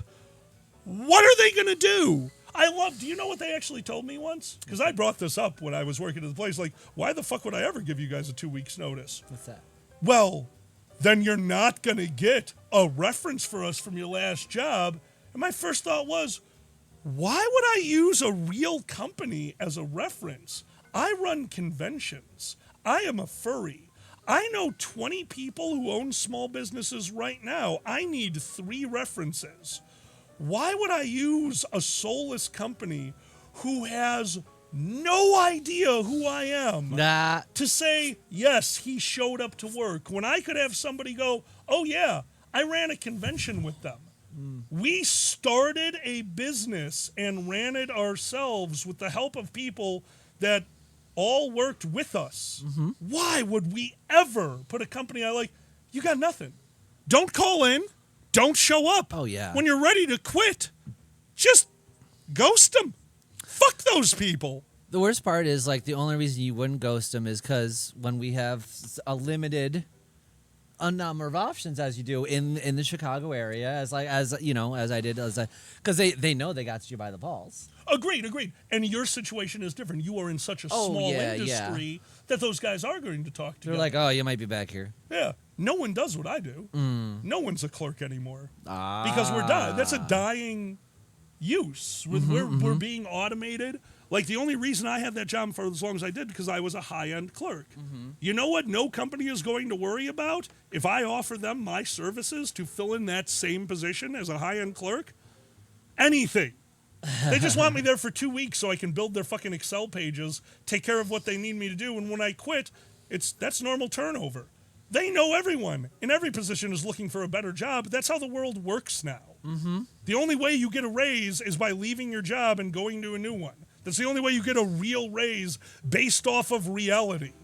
Sorry, your cost of living every 2 years at 2.3% doesn't mean shit to me. I love that ever since the pandemic, everyone's like, oh, people aren't coming back to work. Yeah, because they realize how much you're fucking them. Yeah. And that, like, oh, you don't have all the power, actually. These people want to get back to work. No, they're just not taking your shit off and reconsidering their options. I'm not even going to talk about the helicopter money thing. Like, we all know that story. Let's talk about me in an argument with my fellow liberal. A liberal is at work. Now, yeah, we're in this industry, so yes, liberal is a very general term, very economically capitalistic. Yeah. Yeah, he still believed in the system, He still believed in the system. Having to convince him that our coworker, a multimillionaire broker who owned a pizza-making facility, it's not a Pizza Hut, it's a sit-down place, okay, trying to explain to me why, well, what's he going to do? He's not making enough money to pay. If you up the minimum wage to $17, he can't afford to run the business. And I looked at him like he was fucking crazy. Then you don't get a business. He's like, whoa, how is that fair to his employees? I'm like, are you fucking stupid? Yeah. 2 days later, it's actually one of the greatest moments of my life. He said, I actually have not been able to stop thinking about what we talked about for the last 2 days. Yeah, you're right. Changed his view. Oh, wow. I have nothing but respect for Tom. That's good. Nothing, because I see his point. If you look at it from that standpoint, like, well, don't these guys want to make some money instead of no money? Like, Tom, no. They want to make what they deserve. And no one deserves to be paid $13 to be shit on by people sitting in a restaurant who literally don't know how to work the blinds at the window. They broke the blinds at the restaurant. And Ray's like, well, there's more money I got to spend. Like, yeah, it's part of owning a restaurant. God. Yeah. It is hard to change people's minds when they're in the right, but I have nothing but respect. I've changed my mind on a ton of things. I mean, you know me. I had a job where all I did was looked at the nation's economy. I was definitely more of a capitalist for years. Thank God I grew out of it before I lost the job. That would have been a nightmare. Could you imagine me getting fired from that job? I'm like, well, I gotta go back to a retail desk, Zan. See you never. 13-hour days, unpaid over. No, they're paid overtime, but you don't get paid as much. You paid overtime at a retail desk, but you're only making minimum. So. God. Sorry, all. I got on a topic there. My apologies. Fine. Oh no, it's dumb. I mean, like, it's just one of those things we grew up with. Like, literally, my mom went back to teaching when she thought we were all raised and we're fine by each other, and we had we weren't ready yet. Yeah. But like the kids will be fine. Go back to college. Go be a teacher. So, the idea was we're already raised now. Okay. And that was like. So mom wanted to have something to do, or did dad tell mom? It was more go get so, a job? hey, now that the kids are at like a fifth grade level, like are in fifth grade, hey, you can. They're basically raised now. Smoke tail. I'm sorry. You can go contribute to the economy now. So that's the one. You can go contribute. That I was brought up on that phrase. Go contribute to the economy. It was a guilt thing. Yep. Like that make number go up. Like, are you serious? Are you fucking serious? What? Moonbringer, can't blame you there. Can't blame you there. Honestly, isn't that the dream at this point? To be able to make a living wage and not fucking hate yourself? Oh, absolutely. That's the goal for all of us, I think. Yeah, but no, think about what we just said. I agree with you. That is the goal for all of us. Think of what you were brought up to believe the American dream was. Oh, absolutely. 2 kids, sprawling giant lawn. Don't forget, my dad, it wasn't enough to have a house. The corner lot! The corner lot is the only one there. You have to have that land. That land. Right. Why My would you dad buy- with the pure naked corner lot that is only used to be green and mow. He doesn't water it. There's, my dad is nice. You've seen the house. He's got nice bushes, everything right in front of the house. Yeah. It's a giant corner lot of nothing. We used to light fireworks out there. My dad would be like, don't burn the grass. And my always response was, why? Hurt the resale value or something. I don't know. Yeah. Oh my God. Like we were sharing stories about how like we were told, oh, don't put stuff on the walls. You'll have to just hold that up later. Or we just had the barest stuff, or we didn't want to do damage to our cars, so we didn't put bumper stickers on them. So. You told me that one. Yeah. No bumper stickers on the cars because it was damaged the resale value, right? Damage to resale That's value. the dumbest thing I've ever heard. And I learned that that's not necessarily true. I am reading the chat, guys. This is amazing. Yeah, sorry.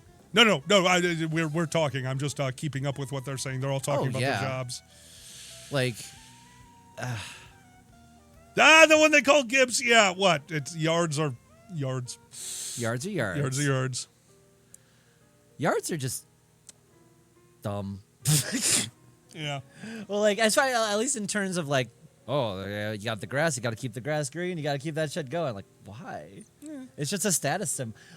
I'm sure you've seen I think it was a Vox somewhere, how literally the lawn is like a royalty from Britain or anything. Yes, they had so much land, and people are hunting in their forests. They have so much land, so they put these giant, small, sprawling greeneries right outside their property. There was no point to them. Like, that could have been used for a communal space No, they used a communal space for themselves. Yeah, for like bocce, or was the one with you do the croquet? Croquet, that's an old one, yeah. Yeah. We should abolish lawn for grass, yeah. I would just grow weed in my front yard. Oh my God. Just turn the entire front yard into a weed garden.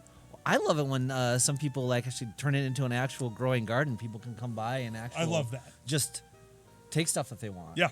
Which is fantastic. We've got the ultra gays in our subdivision, far end of the subdivision from us. They have a beautiful backyard, bunnies running around, and nothing but large planters with a full garden. You're invited to just walk in, and yeah, it's fucking gorgeous. I love that shit. Cheese smoked LG. I can't even imagine. Imagine we switched to hemp products. I'm sure you've heard the story about Jesus. Cobalt. Oh yeah, it's like, hey James. There's a dude who the guy who made the printing press was like, hemp's bad and stuff. That's gonna hurt my business. So they like did a whole thing about hemp's gonna kill you. And stay away. Hydrate. It's the devil weed. Hydrate. You know what I'm talking about. Oh. We are covered. Sorry. It's okay. I'm wet. I'm used to that. Just drying you off. Yeah, sure. Dry off that titty. Dry off that titty. Try that Sloppy kisses. Sloppy kisses. Oh, we're still Cobalt. Oh, yeah, that's right. Because, sloppy kisses. Boobs. Oh, my God. We need a hedge maze. Yes. Of course. Oh, my God. In the front. Just to recreate, what was it? Smoke, I couldn't tell you the answer to that. Oh. It's just we don't have a big front yard. It's just going to be a one-turn hedge maze. But we'll be so fucking high, we're like, we're lost! Sending up flares! Lighting it, but we don't shoot them straight up, you're just shooting them at the neighbor's house. Like, stop coming to our door at 10 a.m. and being witnesses to Jehovah. Yeah, when the Jehovah's Witnesses come in, they trigger. There's a laser, right? And when they go across the laser right in front of the hedge maze, they just hear your voice, Danny, Danny boy! I'm not gonna hurt you. Oh my God! What just happened? I don't know. Jerg! Oh, thank you, Jer. Dude, Holy shit. Earthling, what the hell? Thank you! Thank you so much. Oh my God, honey! Thank you. Appreciate it a lot. You're a sweetheart, hon. Thank you for the hedge mage. Yeah. Every step is closer to the hedge mage.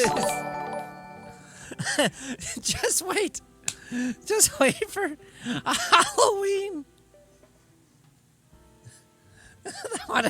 Haunted gay hedge maze. I You're want gonna to have bush so Bushroot. bad. You're gonna have Bushroot be the master. I want Bushroot in your hedge maze. Oh yeah. Let's go get Bushroot. Can we get a Bushroot blow up doll?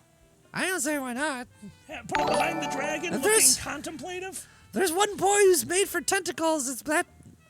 I thought Vines. so! Earthling, I didn't think I had ever seen you in this chat before, honey! Thank you. That's one fuck of an introduction. Earthling, thank you so much. Thank you. Fuck me. We're out of kobold mode now. Oh. Yes. Would you like to investigate my hedge maze? How would you like to investigate the hedge maze? That would be for a duck. Thanks for joining us, buddy. Ducks definitely have a hedge maze. They got Ducks would have a hedge maze. So many vaginas. Well, did you ever do... What? They did? That's hysterical. A lot of dead ends. Did you ever do the maze for, like, 8th grade science class? Did you have a science fair? Yeah, absolutely. Okay. Did anyone do the rat Volcano? or mouse maze? Or, I of don't course, everyone did the volcano. That's the easy one. Yeah, no, I don't think the mouse maze one. I didn't see that one. That's awesome. Would you like to hear a story? I don't think I ever told you this because I didn't think about it till just now. Please. We did a rat maze. Awesome. So my buddy Luke had a friend who had rats. We're like, well, we got the rats, now all we need is the maze. So I was playing Nero at the time. I got Tyvek, the stuff we make shields out of, and all we did was start cutting the maze in the Tyvek with a weird tool that makes the incision a little bit wider, and then cut cardboard and put it into the maze. And the initial was, of course, rats in a maze. Can rats learn? That's our science experiment. This cage of rats over here has never ran the maze and will run the maze for the first time at the science fair. This cage of rats has run the maze in practice as we built it. They've run it multiple times. Will they find the cheese faster? So that's the experiment. Can rats learn? Do you know what the answer is? Way smarter than us. Way smarter than us. At doing the mazes? Way smarter than us. If you were put in a maze Oh, I'd be fucked. and told your food is over there, and they did it 10 times, but it's always the same maze, by the 10th time, you'd probably at least have a general idea of how to start, right? You'd be at Absolutely, least yeah. closer. You're a human. You're mindful. Yeah, I'm like left, right, right. Okay, kind of know where I I'm kind going. of have an idea. You know that the cheese is in the center. Just that much. Just that much. It's not on the right side, left side. You're working to the center of the maze. All right. So you put the other rats in, and they wander around the maze. Maybe they'll find the cheese or not. The big rats, fine. All right. We put the rat in. We start timing it. I'm talking at the table. Not Ophiara. What was his name? It doesn't matter. My science teacher. Yeah. Is standing at the table and just starts laughing and goes, well, you proved your point. As we watched, what was the maze made out of? Cardboard? Tyvek and cardboard. We watched one of the rats knock down walls using their teeth to dig at the Tyvek to get the fucking cardboard loose, and then just got through it. One wall was all it took to prove our points. Like, he's going towards the center. The rat is eating through the maze. They know where the cheese is. They want the cheese. They're eating through the maze. A+. Break the Proved walls it. down! That's amazing. I proved it. That's a rebel. I loved it. I loved it. We were laughing so hard, and then one of the rats bit me. So that sucked. Oh. Well. Like, You're like, yay! fuck you. So not only did I get an A+, I get to leave the rest of this fucking stupid-ass science fair while you walk around with everyone else, and we just stand here playing with rats. I can imagine Go having sit in the office. the Ronk having a little punk jacket with a little mohawk. Ah, fuck it. Yeah. Right? Yeah. That's how we felt. That was the coolest ratty. Hell yeah. Until Matilda and till our ratties. Oh, I miss our yeah. They ratties. were so cute. Absolutely. I miss our rats. They were cute. Yes, we are the dragon and ferret together. Let's drag it. Drag it. Yay. Smoketail, did you really? You have no idea how much that tickles us. It happens a lot. Yep. We've had people standing at our dealer's table. It's like, so, drag it. I'm like, yeah, it's dragon and ferret together. They're like, oh, we just thought you guys were gay. I'm like, yeah, that's part of the joke. That's part of the joke. Right. Oh. Fuck the system. Squeak, squeak, squeak. Fuck the system, squeak. I mean, all right, everyone. We have 40 minutes left to the show. If you are a Patreon supporter at the Question Master or above level, the post is out. Feel free to head over to your email of the Patreon and submit those questions. We're going to go over to those in the last half hour of the show. Thank you so much for all of your continued support. You guys seriously rock. I can't thank you enough. Oh man, it's been a time. It's very hot in here. It is is very getting, humid. It's getting so humid. So you heard the thunder a little while ago, right? Oh yeah. During the beginning of the show, we were full cloud cover. I've been out here since 7 a.m. Oh. I came out here very early. I putzed around. I cleaned up a little bit. Opened the door, turned on the fans. It wasn't bad. When I went to take the Claritin, clouds are gone, sun is out. It is easily 10 degrees cooler, 10 degrees warmer right now. Yeah, it's a fucking It is sauna. so goddamn humid. And I'm sitting in this garage all day. I have plans today, so I'm going to be warm. I have ice packs. Woo! I'm going to hatch an ice pack like an egg. I'm going to sit on it. I'm going to sit on it. Ah, that's what I did. Oh, I sat on ice when I Smoketail, was waiting thank for you. my cooch to heal. I still love your box fan. Oh, my box fan, yeah. I would walk into the garage. Zan would just be pantsless with their brand new vajayjay, standing bent over in front of the fan. Very first time I saw it, of course me, I'm a comedian. I couldn't resist. I just stared at them and did this. And they yelled, "Don't judge me!" Ziggy, thank you for those biddies. Thank you. Honey, thank you so much. Thank you. Yeah, Box fan for the box. Box fan for the absolutely. box. That was so funny. Gotta do it. That was so funny. Oh, it felt so good, though. at the I'm time. sure it did. Yeah. I was a big fan of the box fan. Well, you've had bad scrapes and scabs. Abso-fucking-lutely. And you get that over. You have that nice cool wind hit it. Abso-fucking-lutely. That's what it felt. Totally understand. Well, I've got the, oh God, this is going to be disgusting. Mm-hmm. So this is a ferret foot. It's gigantic and stupid because I'm way too tall. Oh, I have big feet too. Oh, yes, you do. I have an 18 double narrow foot. I heard it a lot. I stub my toe a lot. In our kitchen, we have, what do you call it, Zan? The female vent? Oh, yeah, the wife vent. The wife vent. There's a vent right under our sink that blows on your feet while you do the dishes. And when I hurt my foot, which is commonplace, I love to go wash all the pots and pans and just have the air conditioning blowing on it. It's so nice. It is so nice. Is that actually a thing? Is there no feet on stream? Is there no feet on stream? That's hysterical. In that case, hold on. Their feet? Are we serious? I don't even. Hold on. Let's see if it's out here. Is that what? Oh, I put it away. I put it inside. What? The puppet bag. Oh. We can have puppet I feet. just put alkali on my foot. Oh, where did I see him last? They're inside somewhere. Oh, okay. Yeah, remember I just cleaned them. They're in the office. That's right. Oh God, I haven't They're cleaned working. the office yet. No, it's a lot cleaner than it used to be. Oh yeah. Much more manageable. Do you guys have one of those rooms like growing up? Okay, I gotta ask you. Did you have a junk drawer growing up? Like your parents, did they have the drawer with the lighters, the batteries, the scissors? We have a junk drawer now that's full of dicks. Yeah, I wasn't gonna tell. That's not a junk drawer. That's a junk drawer. Junk drawer. That's a junk drawer. Yes, we did. It was. So you had a junk drawer growing up. It was also like. No, you're right. We did have a complete junk drawer because you had your silverware drawer and you had the drawer of stuff. Yep. Oh my God, yours is even in the same place as mine. Yeah. Ours was right next to the silverware. Yeah. It's got one of these. Batteries. It always has one of these. This random batteries, matches, rubber bands. A little thing of rubber band. Yeah. Okay. So you meat had a junk drawer. thermometer, shit like no, that. meat thermometer goes in the meat thermometer drawer. Oh. That's the tool drawer. We weren't that organized. So Zanny and I upped it from our parents. because we have one room where I'd say more often than not, if we're using the computers in that room, we're working. Like you're doing art. You're usually not playing Rocket League in the office. If I'm on that computer, if I want to play on my personal computer, I hook up the Steam Link out here, and we play on the second monitor that we use to watch chats in certain places. We never play in the office, which turned the office into my personal filing cabinet, which got so out of hand recently. Because Zan has the pile system. The pile system I do not like. It's one giant pile. So behind Zan's desk, there was one pile, and I would bitch to no end, and I had no right. Because behind me, in a perfect square, with enough room to roll my chair around, but not enough that it didn't spread through most of the room, I had my version of the pile system. That's right.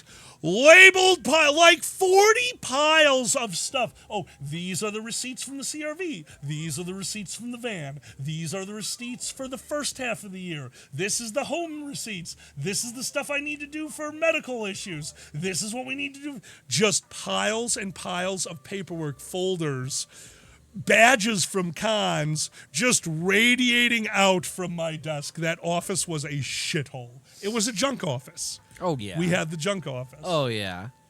As much as I like to say that stuff doesn't affect me, I do like some organized piles. No, we took care of that much. But now the shelf is a shit show.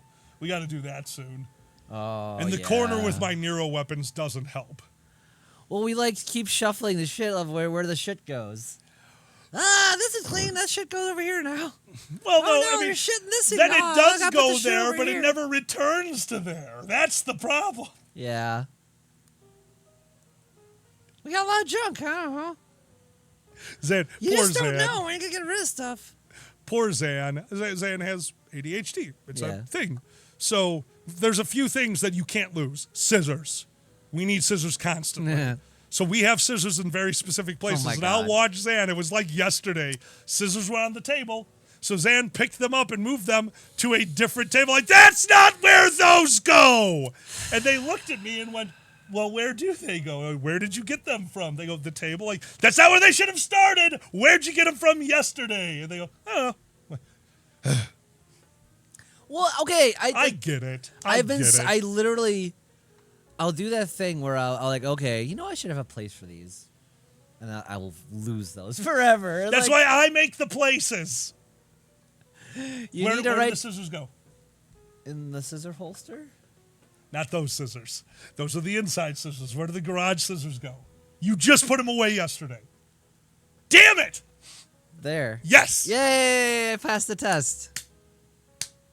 No, Seamus, you'll kill me. Oh, Jesus. You'll kill me and you'll drive Zan crazy. Like, I know what I can clean in the house.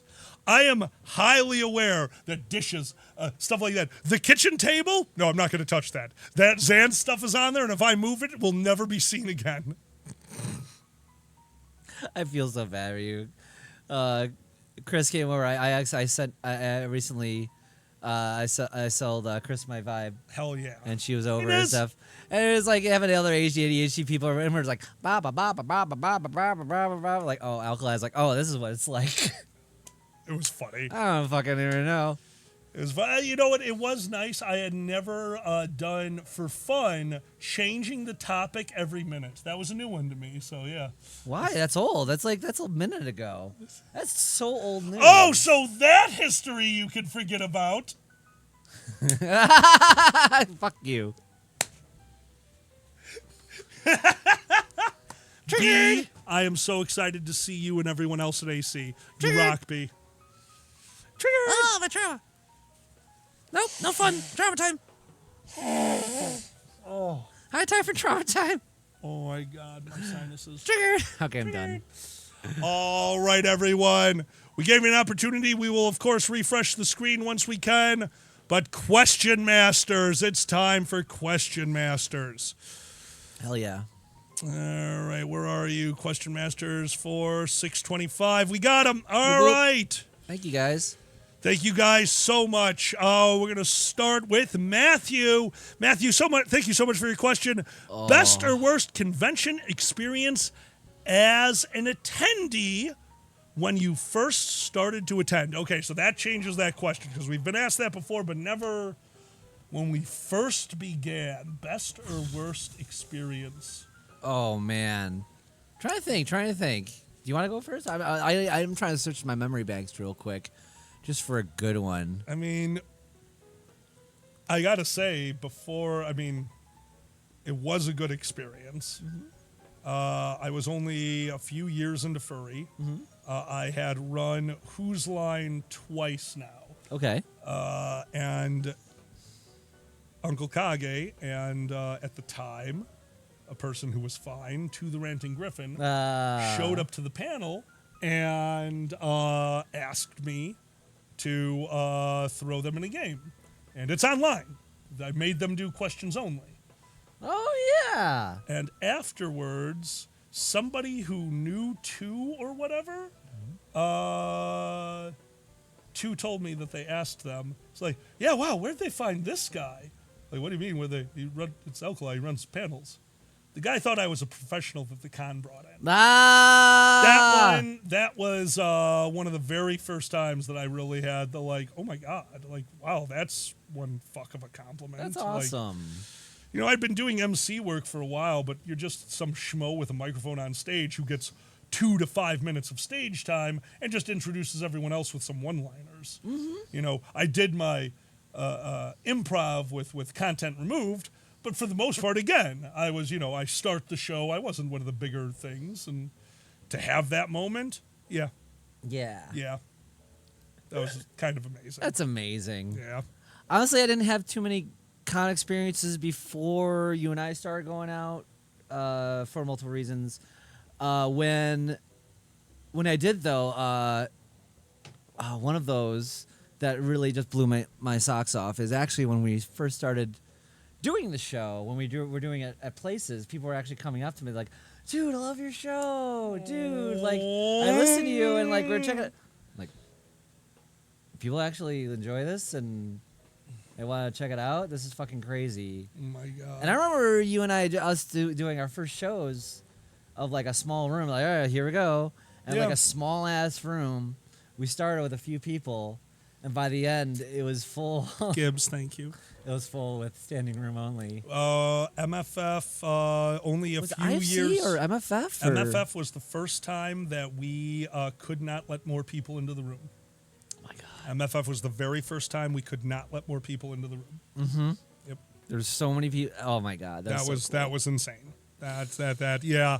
I definitely get what you're saying. I'm pretty sure I spent half of that panel crying. Shocker. Oh, I am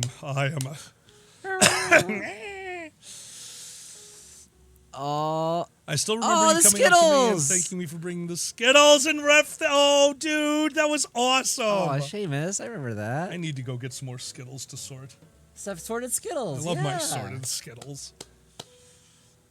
Beaten to death with their own shoes. Remember?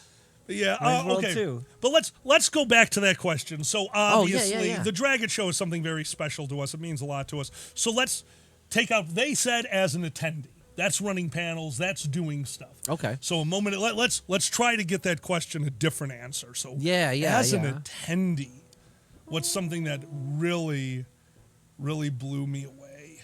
God, I've spent so much time running cons. It's like I'm going in the Wayback Machine, and I'm like, Same. file not found. It's What did so you do far before back. you ran panels? No, for real. Oh, God. I think one of my favorite experiences was seeing how, hey, how's it going, Bunny? Bunny for Universe, dude, welcome to the chat, man. One of my first times going on my own to a con down at Method Fur Meet way that's back. funny, slippery. Oh, yeah. It happened to be at the same time as a family reunion. And just seeing the reactions of all the family reunion people who came in for the big barbecue family reunion and also FurCon. So it was just a big... That's amazing. Thank you for that follow. I love that. Hey, did anyone notice that the follower count at the bottom changed when that happened? Because I don't actually know if that works. I set that up before the show, and I think it works. Bunny, thank you so much for the follow. Please. We are having a great day. This is our yeah. Sunday morning brunch, our favorite show to do. And it did change. Yay, it works. Hey, look, I got something that worked. the weird thing is, like, it's Sunday. Sunday means we start at 11:30. Sunday means we're done by 2. Sunday kind of rocks. Like, it does. We It's do good, our yeah. favorite show. Usually Saturday night we have some fun. I mean, we didn't want to get married last night, so I didn't tie the knot, but, you know, other things were tied. And that was nice. Yeah, that was nice. We had a really fun night and then woke up this morning feeling bright-eyed, bushy-tailed. I did some detail work on city skylines, had my coffee. I wrote some horny stories. Yeah, it was great. You read some, you wrote some horny stories and sent it to me, and then I was like, no, damn it! I've already done that this morning. This is useless to me. But I just finished it. Send it back. Gotta rev it up more. Can I just put more milk in there? Gray Fox and we love. What? I don't know. Just send that shit straight through. Yeah, it's absolutely. Yeah, no, Multiplayer Monday is a blast. I mean, I'm a gamer. I'm not a gamer like Zan is a video gamer. Zan can play almost anything, and they're so good. I play my weird stuff, but a team game, Jackbox, love it. Well, you grew up on the PC Ziggy, games. thank you. Yeah. It really does matter so much. I grew up on the NES, Twitch games, or I think that really does matter a lot. Yeah. Yeah. You had to teach me how to use a controller. I was against them. Yeah. I didn't think a single game benefited from a controller. And now, honestly, being able to sit back on the couch and just... Oh, yeah. I get it. I fucking get it. It's great. Oh, yeah. Well, I was literally 5 when the first Super Mario Brothers came out. Go play the first Super Mario Brothers again. Those controls are, like, hard and... Like, oh yeah, there's precision timing, and all the Fuck platforming yeah. is very more difficult than you'd think. I mean, obviously it's Mario's Mario. They figured out the platform, but you get what I'm saying. Absolutely. For a kid to figure that out, you definitely get used to that platforming mechanic far Agreed. earlier. And if you grew up with that, then maybe you could do those as well. But you got the 4X game. You cut your teeth on that stuff. Yeah, I agree there. You know? Agree. There's a message that you're going to want to see. Oh, Seamus. I beat Ninja Gaiden. Zan is damn good at Ninja Gaiden. Read Bunny Universe. That's so cool, and it's very, it sounds like something you're doing right now. Oh, I'm doing good. You know, I have seen much comic about a trans guy. So I decided to make a comic about my life while I was at school, and I got the first 2 pages done, and it took 3 weeks. Hell yeah, Bunny. That's awesome. Share your experience, because, like, you'd be shocked how many either people are curious about your experience or feel less alone because they also had that experience. Like, oh my God, that's how I felt too. And that stuff matters a lot. And it really Bunny, does. We're the Dragon Show. One of our biggest things is the fur community as a whole. Put it up online. We will gladly retweet, put the post up here. Mm-hmm. That is awesome. You're putting a part of yourself out there. It's something that I wouldn't have done without Zan. Zan is the person who convinced me to do a podcast. I think it took them literally half a year of saying, would you just fucking sit down with me? We'll put a microphone in front of us and we will talk for an hour. I was like, we just started playing Skyrim. We can talk about Skyrim. Yep. I'm like, okay. Yeah, I mean, honestly, I put myself out there and I do not regret it. Friend, put yourself out there. That's fucking awesome. You have Down a that skill. Rainbow Road. You have a skill? Fucking share it. Love All that right. song. We have a questions Danny, I will arrive at AC before you. I'm getting there very early. I'm running the block party, so I'm getting there very fucking early. As someone who has ran conventions, why no more cons? Mail out badges to help with registration lines to be shorter. Wishmaster. You're going to hate the answer. You're going to hate the... Bunny! Thank you for the sub, dude! Thank you. Wishmaster. You know why cons don't mail out badges? Hey, Zan, how was your first con? My first con? How was your very first con? Did you enjoy it? Absolutely. Did you have fun? Yeah. Meet some people? Yeah. Did you go with any friends? Yeah. Did your parents know? Oh, that's a good point. You never know who you're sending the badge to and who's going to open the mail. That's a good point. That's why. That is why. Now, don't get me No, wrong. that's great. That's a There's great also point. piles of other reasons why they don't do it. It is a huge amount of effort. Their registration department might be all over the country. All over the country. That's a physical thing you got to do. You've got to print out the things, put them in an envelope, make sure the address is linked.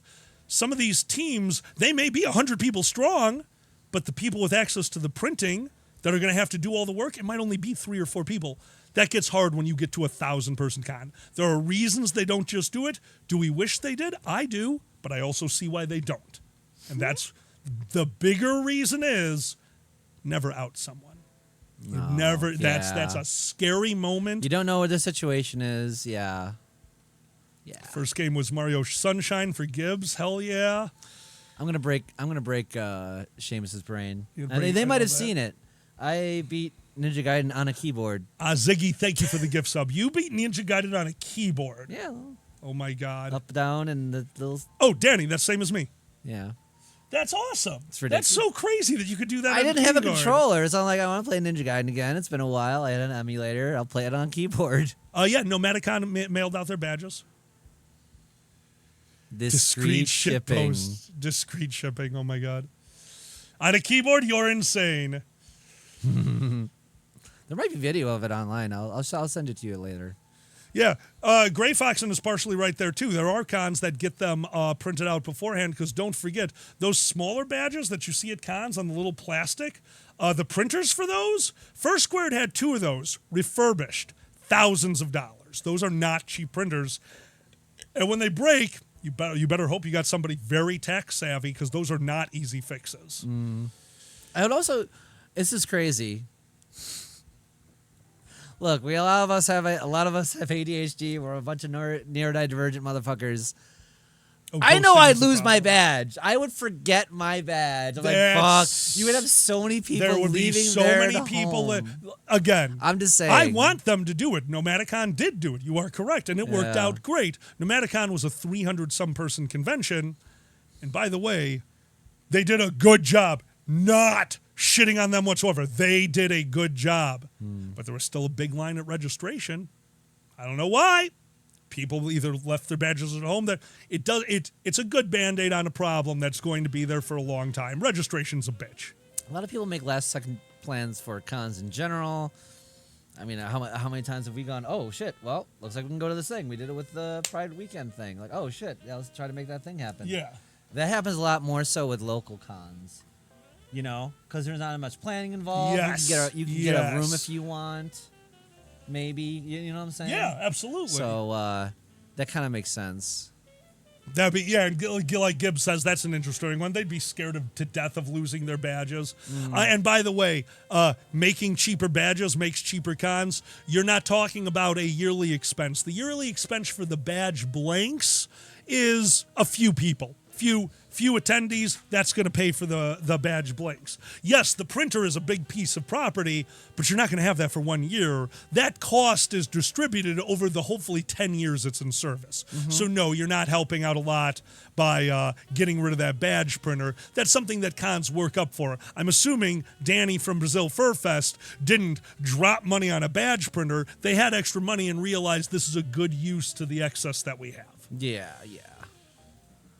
Oh, yeah, tax write-offs for nonprofits, absolutely. That fucking humidity. The humidity's killing me. All right, next question. We're going to go to Mazu. Mazu asks, have you considered getting into tabletop miniature gaming? I used to be.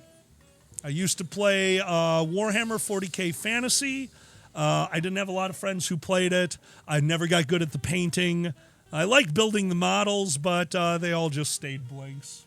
Oh, man. I'm trying to think. What about dragons? What about dragons? What about dragons? I'm trying to remember. Fuck. Oh, Danny, you're a sweetheart. What's the question again? Sorry. I need that. I don't think you do. No, what was it? I'll put that down. What? I was distracted. Fuck. Tabletop miniature gaming. Oh, did I ever do it growing up? Or just Or like, are you interested in it? What would it take to get you involved in it? Do you have any thoughts on it? Honestly, my only hang up is I do like it for the visualization, especially when we're doing battles and stuff.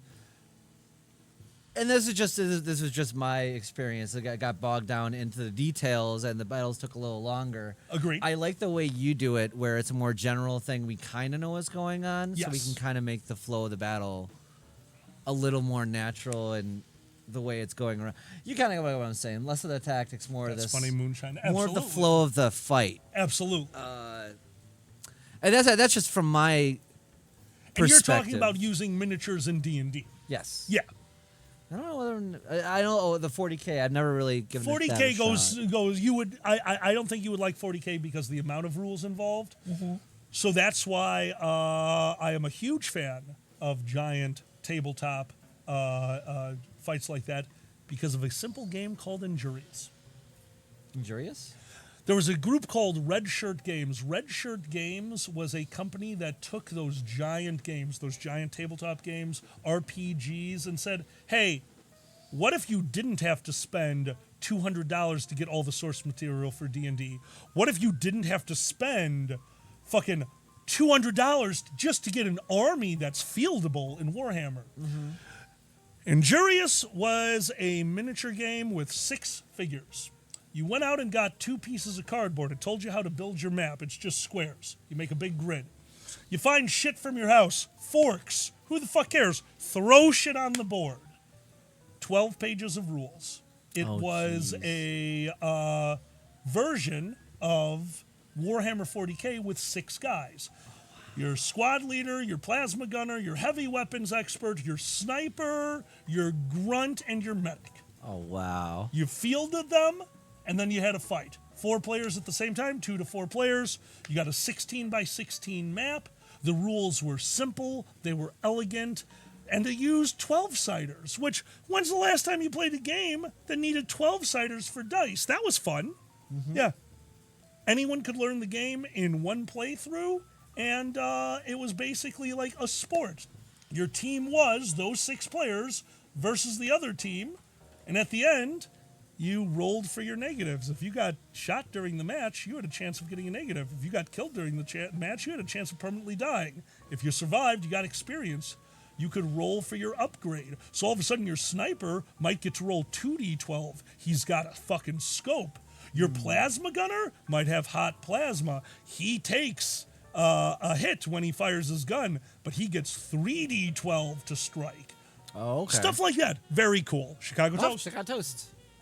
And here's to you. Here's to me. Forever friends we shall be. And if we ever disagree, fuck you. Here's to me. 1-page rules. I know them. That's a fucking awesome one. 1-page rules? Is that another one? Hey there, I use a different name on the Riff Tracks channel. A couple. Okay. Yeah, that sounds like a similar company. 1-page rules, free rules, model like now. Yeah. Injurious cost $20. It was 2 packs of the troops and the rule book. Oh, wow. It came for $20 in a envelope, a little padded envelope. The troops needed a small bit of glue. The end. You didn't. You could paint them. They were just little pieces of plastic. All right. Yeah, when I went in for the Claritin, I'm so dehydrated. I just poured a big one. All right, our final question goes to Ziggy. I saved it for last. Oh, okay. Zanny, worst drunken experience. God damn it. Well, I mean, that's Worse. easy. Specifically worse. Because I'd tell the coming out of blackout story, but that wasn't the worst. That was an amazing experience. Sure. It's got to be the worst. Honestly, I have to chalk up this latest one with my worst when I had the 2 4 horsemen. Yeah, that was a pretty bad one. I have never, because I didn't get that. I mean, I got a Shit, Dave, I love that. I got a fun amount of drunk. I didn't get that hammered, really. Yeah. As far as the amount of alcohol I drank, I got a fun, toasty amount. And then the next day, I could not keep anything down. So basically what happened was you skipped over the buildup of buzz, you skipped over drunk, and you went right to, you were there. You skipped all that shit. You had so much alcohol in your system, your liver couldn't handle it, so as it kept going and going, that's what happened. You destroyed your stomach. You put so much alcohol into you. Dude, at once, because I wasn't used to anything. Exactly. A 4 horseman is 4 half shots, most 4 horsemen. I thought I had COVID. I'm not going to lie. I believe was you. puking all day. I'm like, I'm dying. It was ridiculous. Oh yeah, no, not at all. I was visiting a friend of time. Like they're like, Maury. "Are you okay? Is this a thing? Are you? You're not anorexic no. or something?" No. This doesn't happen. This doesn't happen. Yeah. Now, excuse me as I go puke. Yeah, no, you, especially because our lives have changed a lot in the last 3 or 4 years. Where we have our cocktails, we have a wine night every so often. I'm going to have a wine night tonight. At the end of the night, I'm probably still going to have a third of a bottle of wine. Like, unless we're at a con, we don't drink anymore. And you went and flooded your system with Jameson, Johnny Walker, Jack, and Jim Beam. Yep. In one glass. Twice. Yep. I'm just glad you didn't know what a flaming Four Horsemen was. There was no warning. There should be warning labels. So you guys know a lot of the drunk stories. But, I mean, like we said, this is our show now. We don't mind you getting to know us a little bit more. So I'll tell you something stupid I did. This one's not alcohol. I was hanging out with friends in Ohio after a convention. And they handed me an edible. At least I thought it was an edible. So I ate the edible. And we're sitting out by the poolside. We got a little fire going. And my stomach is not okay. I am getting that weird pressure that you know exactly what it is. A nausea-based holy in the pit of your stomach. Up here doesn't feel bad. Nothing here feels bad. It's all down at the bottom. What's that, Sam? That's mushrooms. They gave me a shroom edible. Now, this is before places made shroom edibles, which means this was cookie batter in a cupcake tin with the mushrooms folded in. They heated it barely enough to cook it, and it had a pocket of shrooms in the middle. I've been this wasn't like, it's not like they just drugged me. They knew what I do with my life. They didn't think anything of it. They didn't realize I assumed it was a weed edible when they handed it to me. And then sitting there, that night beforehand, they took me to their favorite coffee bar. One of their friends actually works there. Roasts the coffees in the main room of the bar. The whole block smells amazing. We started there, had some of the best Turkish coffee I've ever had, left there, went to a taco bar that had pitchers of flawless margarita. Handmade, no mix, fuck you, fucking delicious. Fish tacos, steak, just this platter of tacos. And then the mushroom edible. I couldn't function. I couldn't talk. I couldn't articulate what was going on. I was so in my own head that when it finally happened, and I vomited enough to put out a campfire.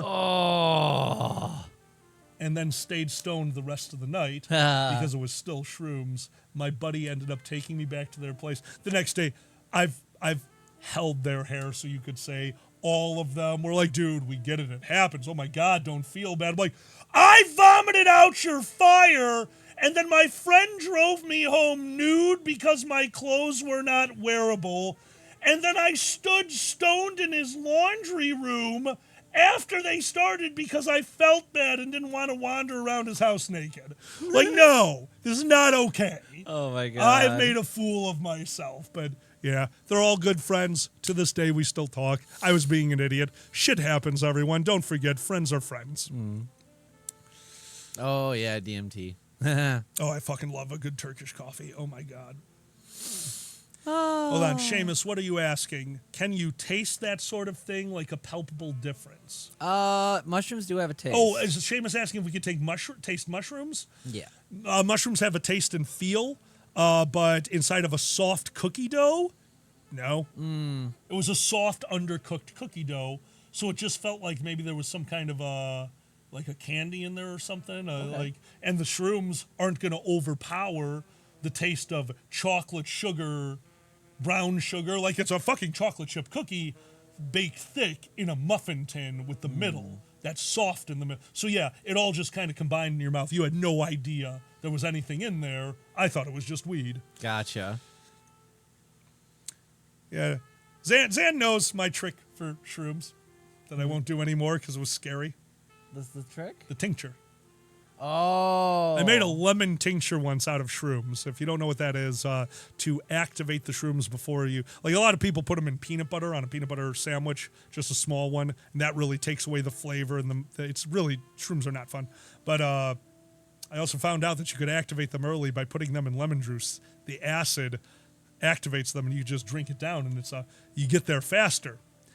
So I juiced 2 lemons, and I filled up a glass, and I pulverized it, and I went, and I held my nose, and I downed it.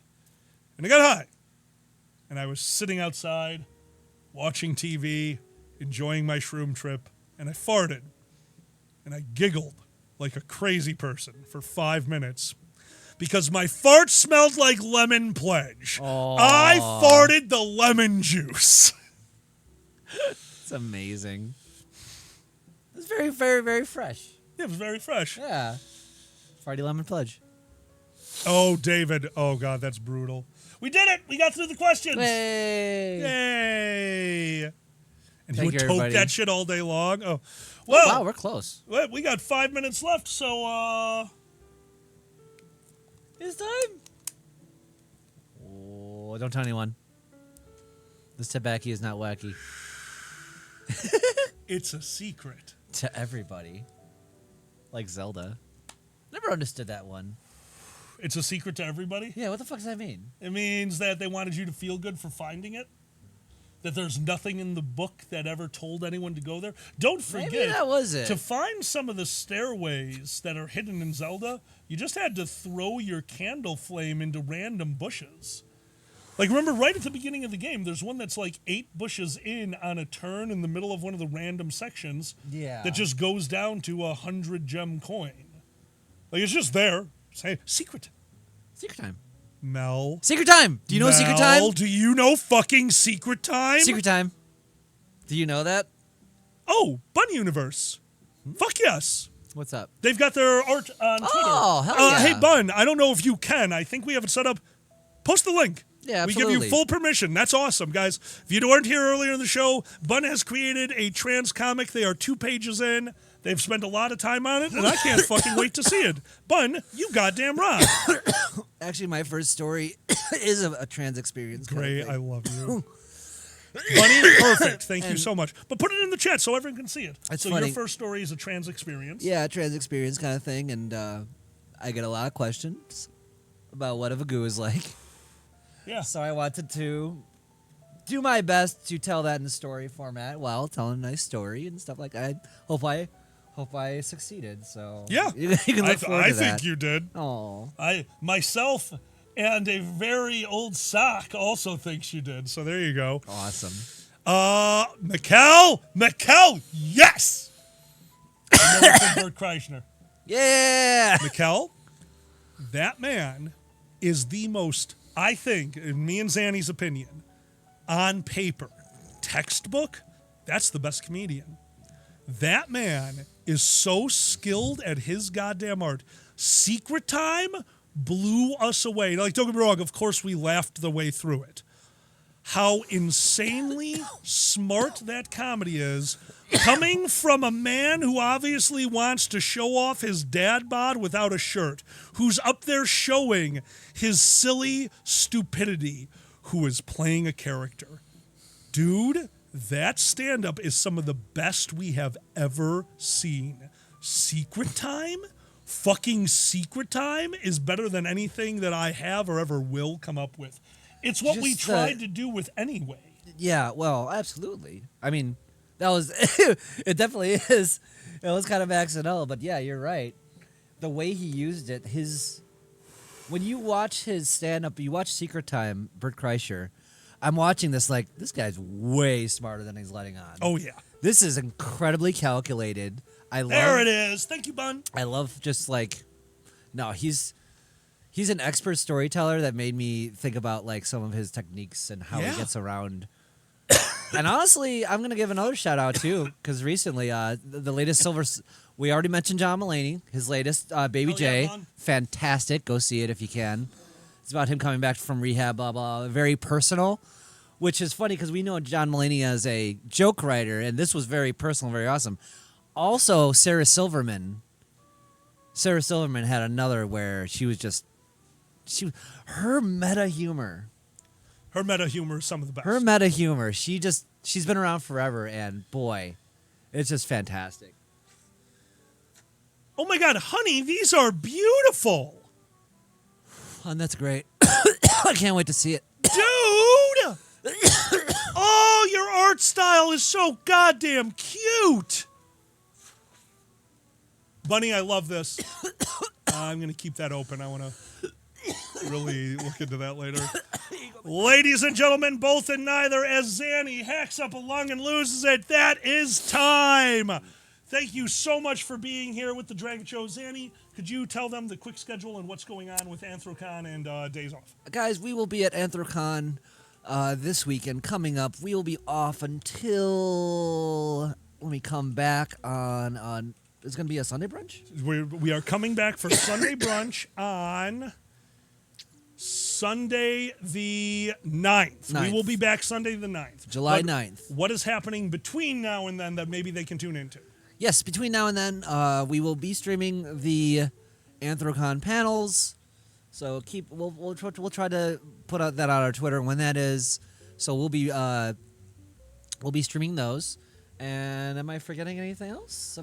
Streaming and... So that's definitely Dragon Show. Keep your eye on your emails if you're in the Patreon. Yes, We're going to be trying to do a get-together at Anthrocon. As y'all know, I am crazy busy. I'm trying to get my extended schedule. I have my panel schedule, but I still don't know the times I'm going to have to just do random things. Mm-hmm. So my apologies for if things get all screwed up. But, yeah. A reminder, please... a reminder to those at the $40 level who want refunds, please email us at dragonshow@gmail.com for those that you might not have gotten, or if you were for the year and you want a refund of that. Totally understand. It is not. Don't even think about it. This is. We appreciate all the help you've given us. Seriously. Yeah, seriously. Yeah. So. And I would love to show it on screen, but I'm telling OBS to do things, and it's giving me a fucking heart attack. Guys, if you didn't see it above, Bunny has posted the first 2 pages of their webcomic. That is super cool. And to everyone else, of course, Status, I can't wait to see you there. Don't forget Status has a new album coming up. And don't forget to check out Status's Twitter feed. We talked about it a little bit before. Their mom's in a little bit of trouble. They're doing a little bit of a GoFundMe. Take a look at that and, at least get the word out. We're the Dragon Show and we're furries. We always help our community. Something you said during your stories made me think of something Status can use. Thank you for the follow, hon. Oh, thank you. What's that? The status effect. Status effect. Well, that's going to be the name of a panel. There you go. Thank you, Ziggy. I appreciate it. All right, we are going to pass you over to our good friend Boozy Badger, who will also be there with us at Anthrocon. We're a little late, so he's going to make fun of us. That's always fun. Until next time, thank you so much for being here. I'm Alkali. I'm Zanny. We will see you guys at Anthrocon, and then we'll see you in 2 weeks. I'll genuinely miss you. I love doing Sunday morning brunch. We love y'all. See you next time, everyone. Bye-bye. Bye. There it is. There we go. Push the button, Frank. Yeah, the mouse is reacting to the table. Oh, it's being bubbly.